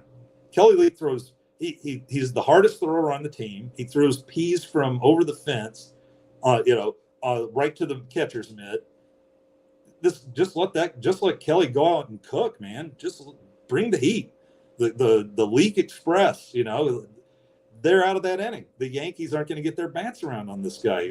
Rudy Stein, we've seen this guy pitch. I mean, it just looks like I've never seen a pitcher, try to make every limb, both legs, including the plant leg, and both arms just go in a bunch of different directions at once. It's, it's like, I don't know, like a loose white scarecrow just hung in a wind tunnel, just limbs waving everywhere. He's bouncing them out, but I get the feeling he can lob a slow pitch softball type strike, and they just start pounding on him. But yeah, bad coaching, Buttermaker. There's no excuse. There's no excuse for that. Not one person at that field or on either team is going to question you for putting your best available pitcher in. I don't care if he's thrown an inning in his life. I bet he has. I bet he's been out the side of the house ripping some heaters into the side of the garage or the barn or whatever. I guess it wouldn't be a barn, but you know what I'm saying. Anyhow, they do get 2 outs, and then I think Amanda got a couple before she gets pulled, and then here the Rudy Train Express is running them off the tracks, and then there's that low looping looping deep shot to left, and Timmy Lupus goes back there and catches it, and the Carmen opera music is playing, and the whole team is going bananas because Lupus didn't just catch a fly ball. Lupus brought that ball back in from out of the park. Lupus's glove was over the fence. That was amazing. So we go to the bottom of the ninth. They get 2 quick outs. Buttermaker's like finally appreciating the moment. It's like, no, go up there. It's like they're not going to hit any better if I terrify them before they go to bat. They get 2 quick outs, and then I think we get a walk to Ogilvy. I think Ahmad bunts himself on, and then I think that one of those like 3.5 foot tall Aguilar twins, he's ducking down like Eddie Geidel. I don't know for those of you that don't remember him, he's the little person that Bill Veeck put in for the White Sox back in like the 40s or 50s, and walked on 4 pitches, and then they made a rule that you can't have little people playing baseball. But yeah, and all of a sudden the bags are full, and here comes Kelly Leak, and then the old, they're going to walk him. And some people had said, like, by the way, he should have been out. If you're reaching that far out to hit an intentional ball, you're going to step on the plate, and if the batter steps on the plate, he's out. Watch it again. It's not a great intentional walk pitch. It is high and it's outside, but not by much. So he doesn't have to reach that far. He doesn't step on the plate. And then on the last play of the game, you get my last great bitch and moan. Kelly Leak was safe. I watched that. I mean, you don't have the top-down view, but he comes sliding in. Now, if he has the glove in front of the foot, that's fine. But you watch, he tags him high up on the leg. Kelly Leak's safe, my friends. Bears and Yankees are still waiting to go to extra innings to this day, and I think they ought to, drag their like mid late 50s butts out there and let's finish this thing right. And then my last little one I'd love to play for you is, let's see. Bear with me again for a minute. This won't take as long because I know right where I'm going here.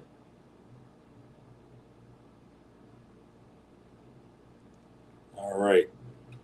And then you get the celebration. How could I forget? Buttermaker's passing out. I don't know. It looked like the old style grenade beers to the kids. And that was the one thing where I knew, as bad as the Billy Bob Bad News Bears have been, maybe you can save it. At least give me the joy of them. Drinking beer again. You bring in an alcoholic. And if you're not going to do what Buttermaker did by handing out the beers, just don't do it. Just, hey, we decided for whatever reason not to even have that. No, he gave them the old near beer, the alcohol-free beer. I don't understand the point. I mean, most of these kids too are going to be like, blah, good beer, at that age, if it's the first swig for them. But no, don't get. It's like, what are you trying to give them their first? Like, hey, let's make the transition to beer a little easier for you. Anyway, we do get this part. If I can get it. Boys, We just want to say you guys played a good game, and we treated you pretty unfair all season. We want to apologize. We still don't think you're all that good a baseball team. You got guts, all of you. Nobody's well, let's give him a cheer. Come on. Ready? Okay. 2, 4, 6, 8. Who do we appreciate? Bears! Yay! Yay!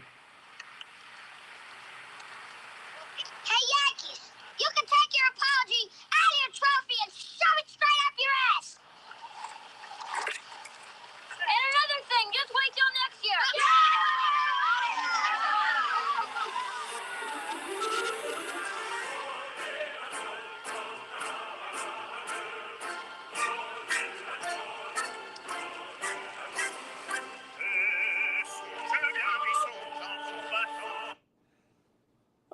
I mean, I got to be honest. I am not an opera fan, but anytime I hear that Carmen music play, I just get a smile on my face, because now and forever, the only thing it means to me is the Bad News Bears. It's just wonderful, wonderful stuff. And God bless the screenwriters. Their screenwriter, they could have maybe gone in another direction, soften it up a little. Hey, shove it up your ass. No. Tanner says, shove it straight up your ass. That when you give him the shove it straight up your ass, you're giving him the visual. And then I'm telling you what, Lupus whipped that trophy pretty good. That he about drilled a Yankee with it. And I imagine it would hurt like hell to get popped by the top end of a trophy with any kind of weight, with just all the jagged edges on whoever the little player on top is. But there you have it.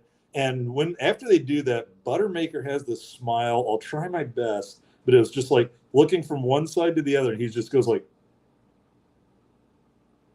and it's as much as you see him beam the entire movie. And what makes it even funnier is, the kids' parents are out there. I remember when he starts handing out the beer, Whitewood, I guess he figured, since they, put up a good fight and made it close, that he's not going to get half his mustache shaved off. And put up his left nostril. So he's up there trying to, oh my God, son, don't drink that. He's trying, it's like herding. He's trying to herd the cats. You're not getting all these beers back from these kids by yourself, and it looks like all the other parents are into it. Kids drink up. This is the 70s anyway. Go for it. Have a beer. I mean, at that time, that was definitely an era of kids or parents. Hey, go ahead and have a sip of wine, son or daughter, and whatever. Once they got near like high school, but that was the end of the movie. Before we zip through the categories and the trivia here, let us check the comments again. Oh my God! Okay, I just saw one, and I know exactly who you're talking about, so I can't. Where'd my comments go? Oh, there we go. All right, here we are. Peak Matthew. Total. Here we go. Good place to start. Totally jealous of the Stones concert, says Jason Reeves. In case I forgot to mention it, paint it black after the third quarter. Best idea ever. Yeah. Andy, brought to you by Propel. My God, that would be wonderful. I don't know if guy ranting about sports movies is who they're looking for as their spokesman, but anybody's got any friends high up at Propel, tell them about me. I can save the company even though it's doing well. Solid Tanner character development. Trash can jail is bullshit. 100%. It's just a kid that small. It's just too much. Let's see here. Stephen Williams says, I was 11 when I saw this in the theater. It was great. First movie with kids cussing up a storm. 100%. 100%. That kids cussing on screen was wonderful. I don't know. I think my dad took me. I don't know if he was expecting it, but as long as mom wasn't around, he was okay with some salty language. If it happened in front of her, because she didn't enjoy it quite as much as he did and I did. He would have to pretend like, oh, this is awful. So I didn't have to do that. Thanks for staying home, Mom. I love you.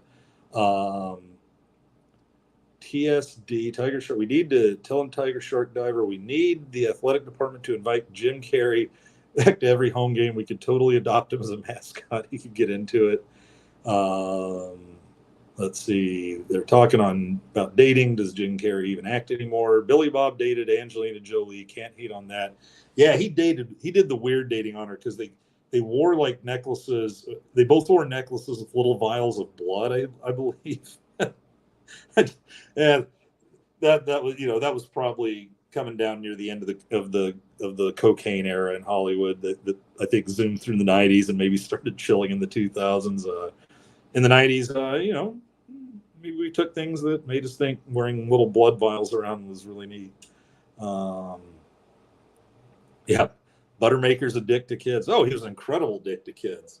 Incredible dick. Like right out of the. I mean, that first crack at Engelberg. I mean, Engelberg had been an ass too, but I don't think the response to Engelberg's problem with his weight is when he asks if he can swim and go, "No, don't jump in, Engelberg. You'll flood the valley." By the Highlander, he had to go walk the dog. Let's see. There it is. Jason Reeves. I looked up his mom on Mr. Skin. I assume we're talking about Roy Turner's wife. Be right back. Yeah. That's kind of like for all of you Firefly fans, when Jane kept seeing things going on with their companion and would be like, I'll be in my bunk. Every coach's worst nightmare, violent parents. Everyone's worst nightmare, a violent coach parent. Man, is he strong. Let's see. Yeah, I've used confusing Matthew-esque empty threats with my kids forever. They get it. It's one of our favorite things. Dad'll fart in my food. Dad'll poo in my pillow. Dad'll yada, yada, yada. Ripping heaters inside the barn. I don't. Is that like a continuation of dad threats, or that's where you are now and just watching on your phone? Yeah. Thank you, Jason Reeves. Kelly was definitely safe. Bullshit call. Umpires were in Roy Turner's pocket. O'Doul's like that. That's probably what they were passing out at that time. Fucking near beer. After a big game, yeah, the dads let us into the cooler. The 70s were awesome. Shit. Let's see. Was it following the Bears format? 6-pack with Kenny Rogers, cussing kids at Pete Conley. Yeah.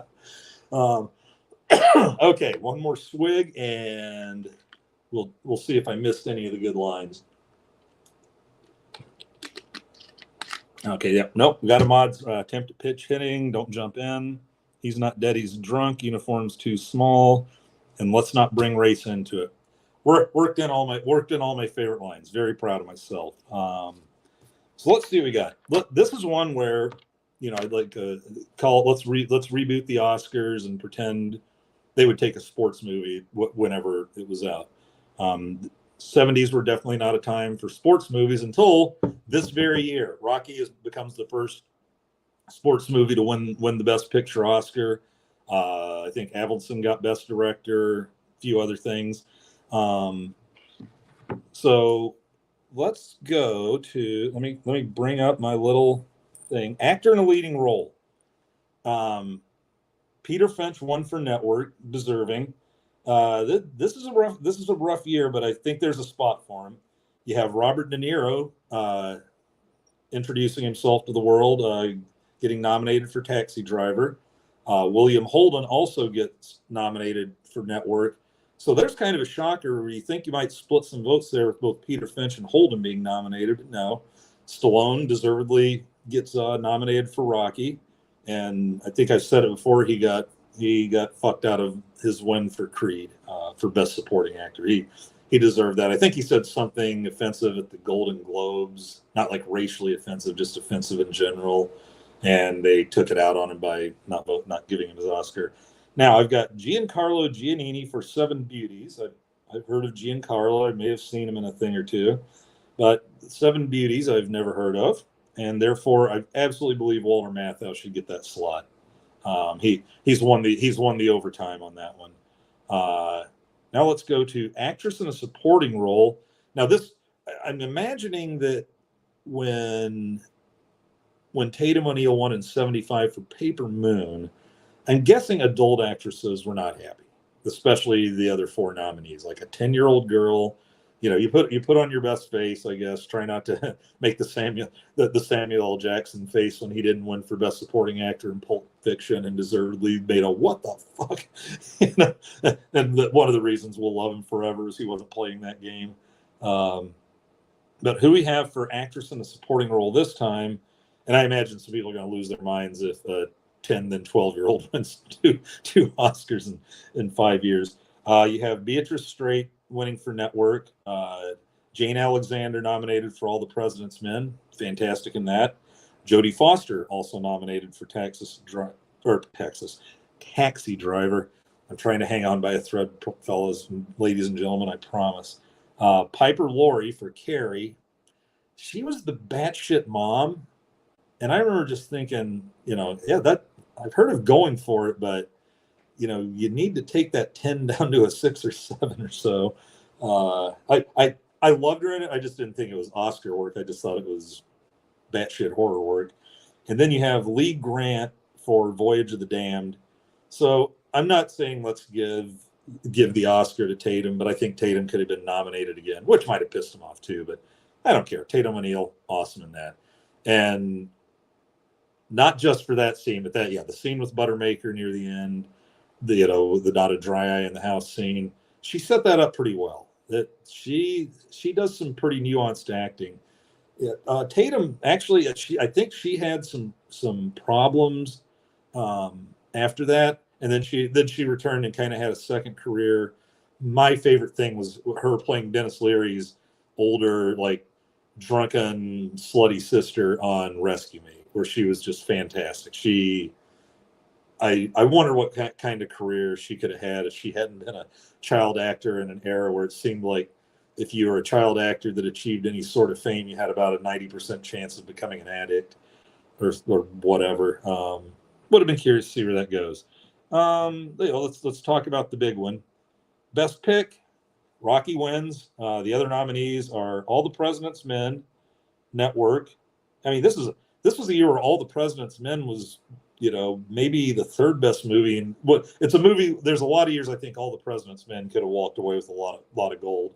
And then you had that Seven Beauties movie and something called Face to Face with Ingmar Bergman is the directing. And actually, this is directing, but I think it matched up pretty well. Let me actually finish going down to Best Picture this time. Okay, yeah, pretty matched up. Taxi Driver was nominated, and Bound for Glory, not those other two weird ones I mentioned. But is it a Best Picture? I don't know. That might be pushing it when so much of it are kids, and the kids are really good. But I'm not quite ready to slam it in there for Best Picture, just for the acting. And then it did win. It actually won a couple of awards. It won. Did I not write that down? No, there they are. It won a BAFTA award for Matthau got nominated for Best Actor for a BAFTA award, and it won a Best Comedy Writing award for Writers Guild Awards. Now that'll kind of slide us into trivia, so I should mention that the writer was Bill Lancaster, and if you think he's Burt Lancaster's son, you're right. So Burt Lancaster's son wrote the Bad News Bears. Bully on you. Let me get over here so we can hand out a few awards. Comedy. I was laughing all the time. Whoever went there, boy did I enjoy watching young kids curse. You weren't howling the whole movie. I'm gonna give that one a Devaney. But you could if you sat down, we had some drinks, you might have me calling it an Osborne by the end of the night. Unintentional. I'm gonna kind of mention do the unintentional comedy with the sports quality. Some of these guys don't really look like much of an athlete.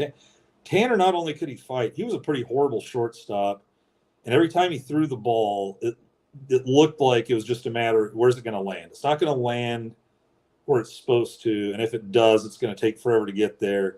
Because they had a couple tight shots at his throws. There was one where somebody was running. Maybe it was the one where Lupus got out and right, and Buttermaker had said let Amanda let him get a few hits. And Lupus, what the hell was that? I mean, he's just throwing. He can't. It's just dropping out of his hands straight down. And this is like 8-9 games into the season. I'm fairly confident that Timmy Lupus at that point is able to play catch, and maybe a ball's coming in at 14 miles an hour, but he can play catch. That was ridiculous. Because then it finally rolls in near Tanner, who for some reason has run from shortstop out to right field to get it. I don't know who was playing second, but and then Tanner tries to throw it home, and he's just maybe 20 feet out of the infield, and it looks like he's trying to throw it into the next county, and it just bloops in the air and bounces the plate a couple of times. We're gonna, I think, I won't go that far. We will go. We're gonna call that one a Solich, like our 2-star. We won't drop him down to a Riley, but the quality of it is not that great. Outside of Amanda and Kelly, I'm gonna leave it there. I know that the other teams look like they could play, but you spend so much time with the Bears, and I just wonder, are their parents so just carved out of their lives that they have no idea how horrible their kids are at baseball, that they want to start a team of a bunch of these guys and just go watch them, get scored on until the horn sounds. The sports quality not good. Rewatchability though, I'm also gonna slide a Devaney on that one too. It doesn't play as much as you'd think, but if it's on and I had nothing to do and I was just gonna play on TikTok or something, no, I'm gonna watch the rest of the Bad News Bears. Like I said, you really don't have shows popping on TNT anymore. I guess in the hotel I take it back. I talked about this one time, how we don't get to rewatch these all the time anymore. We're actually actively selecting them, but I actually watched a little TNT and TBS.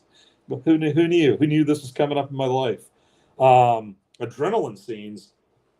I will give you a couple. Obviously, that last game, the way they set up that last inning, when the Bears get 2 quick outs, and then here's everybody starting to wander out. Cleveland, the I Hate Kids groundskeeper, league manager, whatever it is. The little creeps did better than you thought. It's like, oh, real nice talk there, Cleveland. But everybody's leaving, and then you have a cut. Then you have like a walk, a bunt, and then you see everybody pouring back in, and the opera music starting to come up a little, and then you have that tragic music. When is Kelly going to score? Or isn't he? That had the hair standing up on me. That last inning, and then what was the other? When Tanner catches that fly. Oh my God! I didn't see that coming. I thought this was they fooled me. I thought it was going to roll around, and they were going to throw like 10 runs up, and then maybe the Bears were going to come back on a heater to make it close. I did not see the Lupus catch coming in the original one. Good job. Fired me the hell up. We're gonna give the adrenaline a bow on that.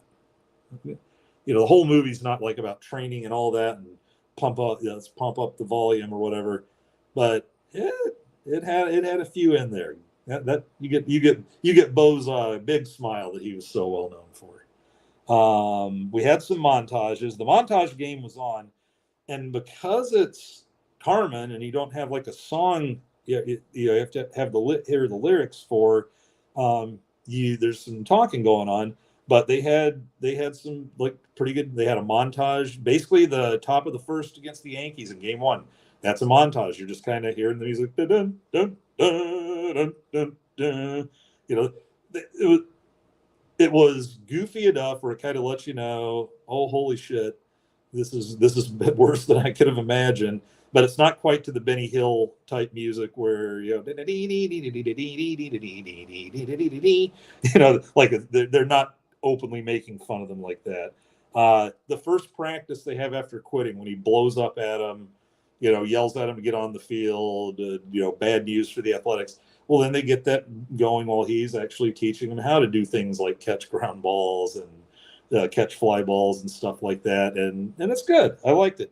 And then when they go on their winning streak, you kind of got the same thing going. And then they throw the sad little music in the middle when Amanda gets her flu hanging out in the dugout. And then it's back to the happy music as they're coming along. So, this is probably the best montage game we've had going. So I'm gonna leave room for others to improve on it, but we're gonna bow the montage. And then tell you what, let's before we finish with our triv and our final ranking, which there was one week I forgot the final ranking. Sorry if anybody noticed that and wondered what the hell I was doing. But let's see what we got here.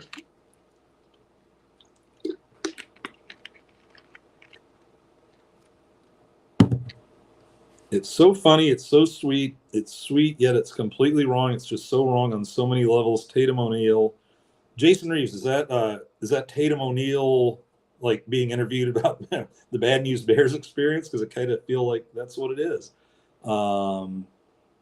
Taxi Driver, the precursor to an assassination attempt. Well, we're talking about assassination attempts, and we're not. Moving on. Rescue Me was great. Tatum was fabulous. Rescue Me is probably one of my 3 or 4 favorite shows of all time, just for hilarity and horror and just everything mixed in, and just an unbelievable cast. And as a hockey guy, there's nothing more I look forward to than the annual Fireman Policeman's game. The first time they brought in Cam Neely, former Bruins player, great player, but also tough as nails. And he was a 50 goal scorer guy that could knock you the fuck out. And he plays like maybe he's still at the fire department, maybe not, kind of guy named I think it was Mongo Monahan.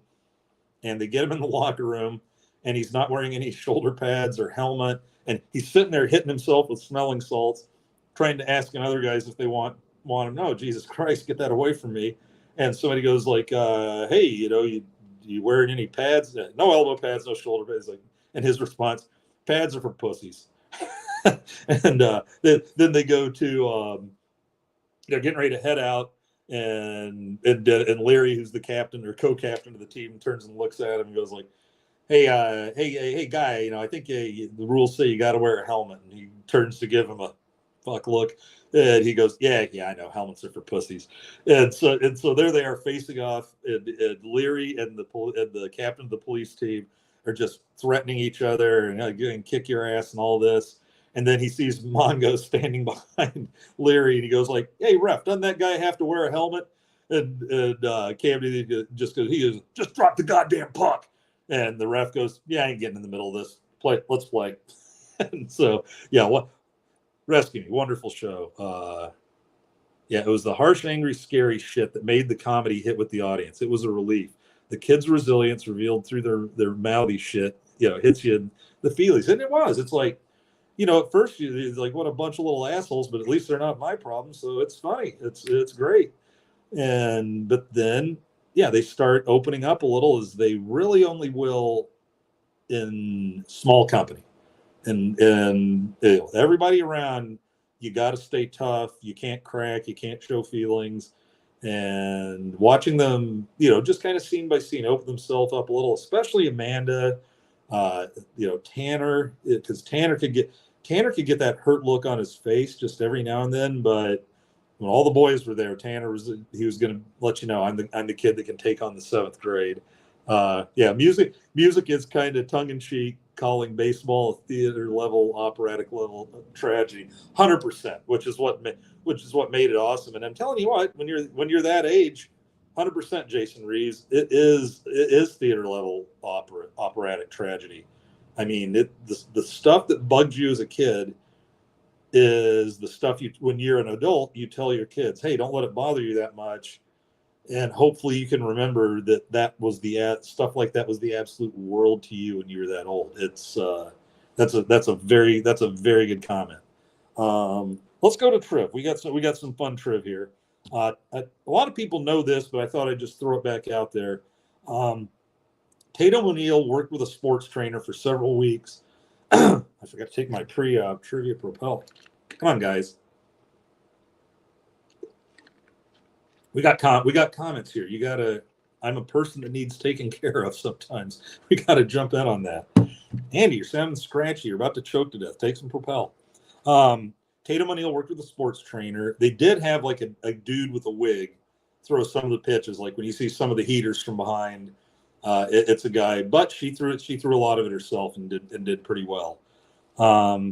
Bad News Bears poster art, for those of you from the 70s.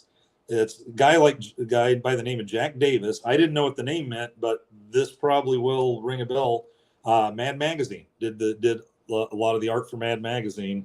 And let me see, I can't remember if I did. I didn't. I was doing about 5 things at once, and I was going to see if I had a pic of that movie poster, and I don't. I apologize, but you can Google Bad News Bears movie poster. You'll see which one I'm talking about. I remember catching this as a kid, but didn't really think of it until I looked this up on the rewatch.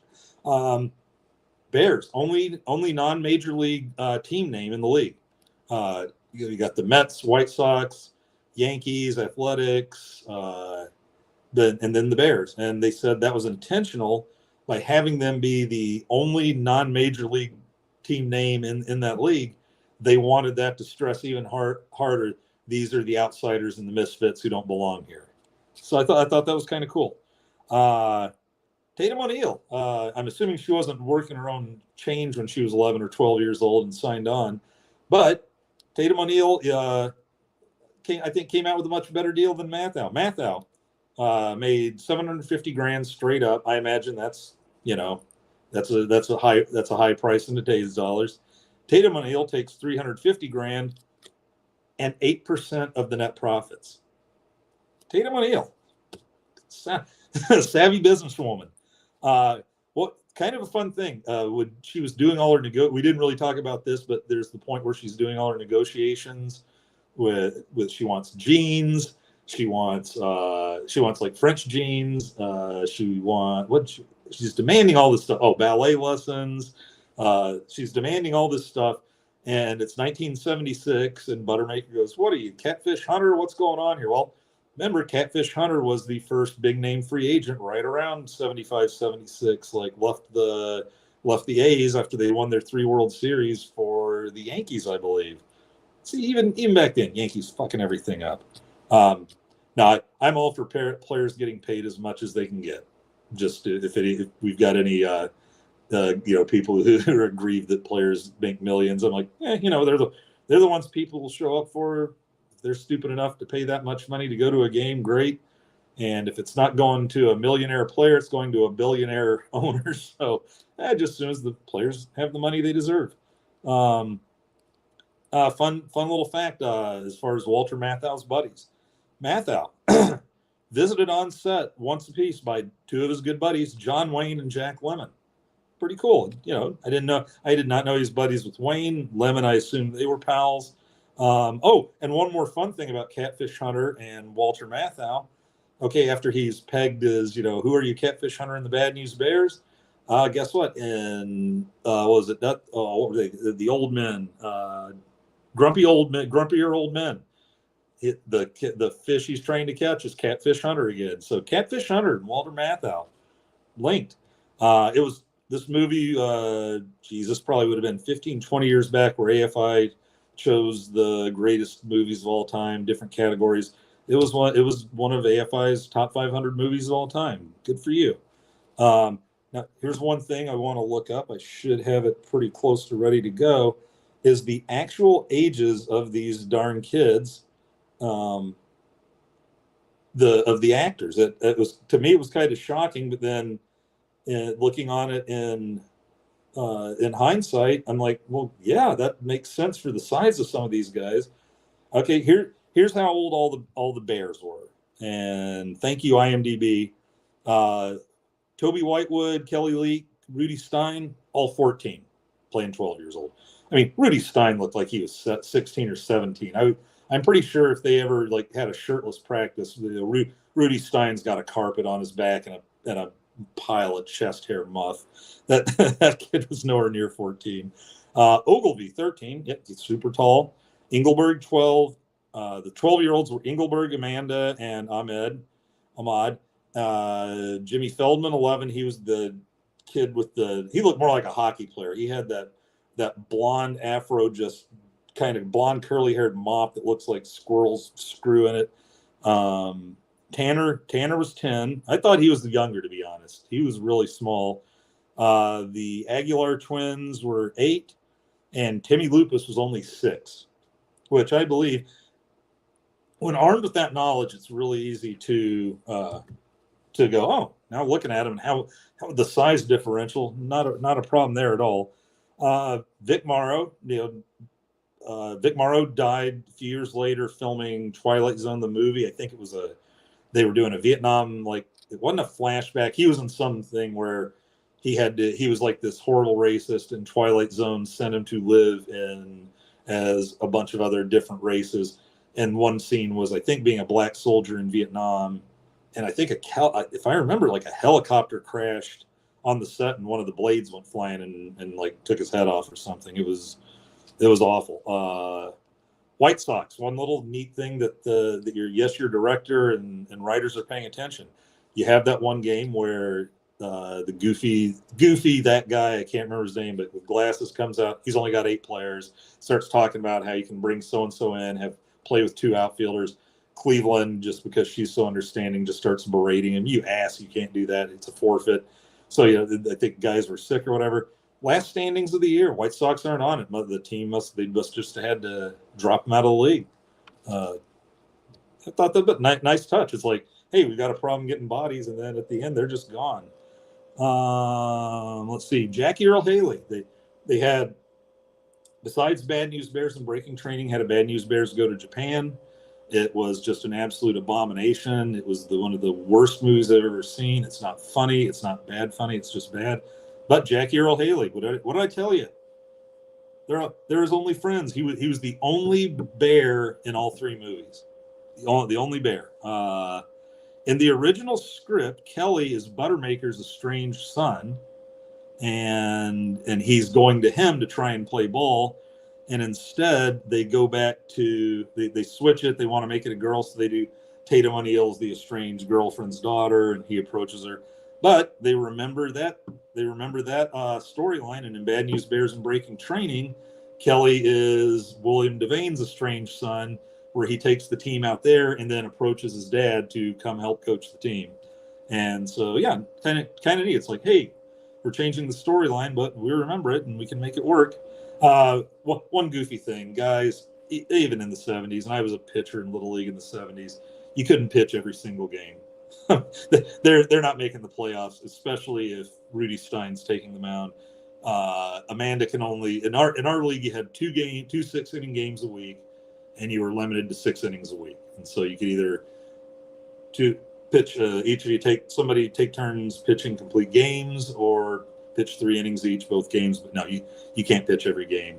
And I'm telling you what, they had with Rocky winning Best Picture the same year. You had a Rocky ending in both. The near loss that has everybody cheering for the damn, you almost got him. One fun thing. Now they go and show you, and I think I did get a picture of this. Okay, there's your team picture from before the first game. And then when you watch the game end, or after the game ends and everything, and the credits start, here's a black and white picture. And right there between Buttermaker and Engelberg, Amanda and Kelly is squeezed in there. So it kind of looks like the same deal or whatever, but maybe it was just a post game pick. But yeah, they do sneak them into the final team picture. And with that, we are done with the trivia. I'm going to hit the comments one last time. But first, let's go. You know what? And I watch it every so often. It's not a every 3 months kind of thing, but I bet I pick it up every 2 or 3 years. And each time I watch it, it's just like I remember laughing, and I come away on the rewatch feeling really good. It didn't just make me happy. A story about a bunch of misfit, cussing, drinking 12-year-olds. Well, I guess they only drank the one time. Sure they did. It just really made me feel good watching it again. I was tired as hell coming back from Lucas Oil Field today, and I'm zooming through it, obviously, finding the scenes, but I'm watching a little more than I should because it just made me feel good again. And if something makes me really laugh a lot, makes me feel good, my guy, you're getting an Osborne for how I rank this movie. It is 5 stars. It is 3 national championships. It's the bomb. So that's it. You get an Osborne. We are a little over the 2-hour mark, but you guys know me. Thanks to everybody that joined us as we went and hung in there. We love having you. Let's check the comments real quick before we go. If you're going to sneak anything in, now's the time to do it. We've been talking about the opera music. The music hit for sure. It really did. Hydrate, Brian. Talking shit yet. Oh yeah, I picked this. Oh, and I will give you next week's movie here in just a sec. The poster art is great. If you were alive and saw it, if you're old enough to have seen it, you will remember that poster if you've forgotten it. Catfish Hunter is the fish that Mathau and Lemon are after. Yep, I'm assuming you popped that in there right before I said that, and 100%. Captain Morrow, Vic Morrow killed, making Twilight Zone the movie. Wicked sad scene and story. Yeah, and John Landis was directing that. Good movie too. At least I was very happy. And I think that was one where did Spielberg exec produce it, or I think he directed like one of the scene. They had like 4 mini movies in there. The one that just freaked me out. Didn't have me like being loud in the theater or anything. I'm not in horror movies. I don't like yell at the screen and stuff like that. But it had me gripping the seat a little. It was the final one where John, World According to Gar, everything. Somebody help me out here. But John Lithgow, was seeing a demon like on the wing of a jumbo jet or a passenger airliner like ripping out the engine, and nobody believes him. Everybody thinks he's freaking out. They're all but putting him in a straitjacket. They've got the air marshal on him, and I think they end up taking him away in the straitjacket when they pick him up to take him off to the mental hospital, and then they go back and it's like, and that you can just see all the burning in the engines. The wires are torn apart and it's been on fire and all that. And I just remember thinking at that point, hey, somebody stop that ambulance. Can we bring him back here and maybe let the guy know that, he's not crazy? Maybe that'll help. I'm sure he's going to need some therapy, but that was kind of mean. But anyway, enough babbling. I've kept you over 2 hours again.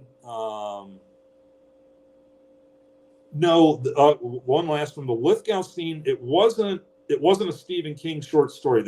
He did have a plain story, The Langoliers, but that wasn't it, because I think the movie might have come out before the group of stories that The Langoliers was in. I don't think that was one out on the wings. So happy I could throw a little Stephen King at you there, or I guess you threw it at me.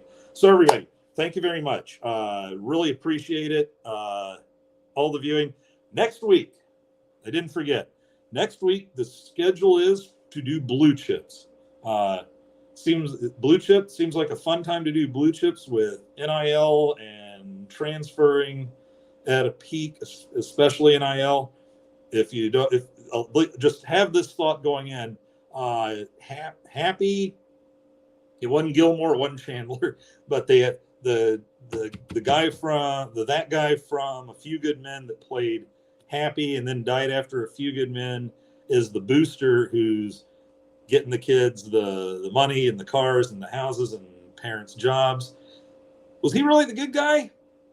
I think in 2024, Happy's the good guy, but because Nick Nolte was always, you're taking all this money, and there's a scene where Happy was like, "You hypocrite," and I think it plays well today. I'm trying to get John to join me for it, Mr. John Johnston.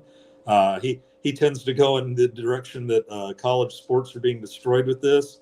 And I'm just thinking we can have a really fun time if I can get him on next week. So yeah, if you want to go rewatch it, go watch Blue Chips. I don't sure. You know what? For those who want to hang out for 2 more secs, let me let you know where it's streaming. I know I've seen it on a bunch. I think it's Amazon, but this is not the night for me to hang on to it. Paramount Plus. It's actually showing it. Yeah, it's showing it on both Paramount. No, there it is. Amazon Prime from $3.79. So yeah, Paramount Plus has Blue Chips. So we'll see you next week for that. I won't get as wired on the Propel this time, y'all. So everybody, thank you very much. Have a great night. Check us out tomorrow, our Twitter or X or whatever. And Corn Nation, I'm going to try and start pumping some stuff out about Big Ten Media Days. I think tomorrow's articles is going to be called Filibusters and Ghost Towns because there wasn't much going on, but yet that's kind of funny. So good night, everybody. Thank you very much. Really, really hope to see you next week. Tell your friends, follow, all that good stuff. I'm good at remembering movies. I'm not really good at knowing how to promote anything. So we'll see you next Tuesday.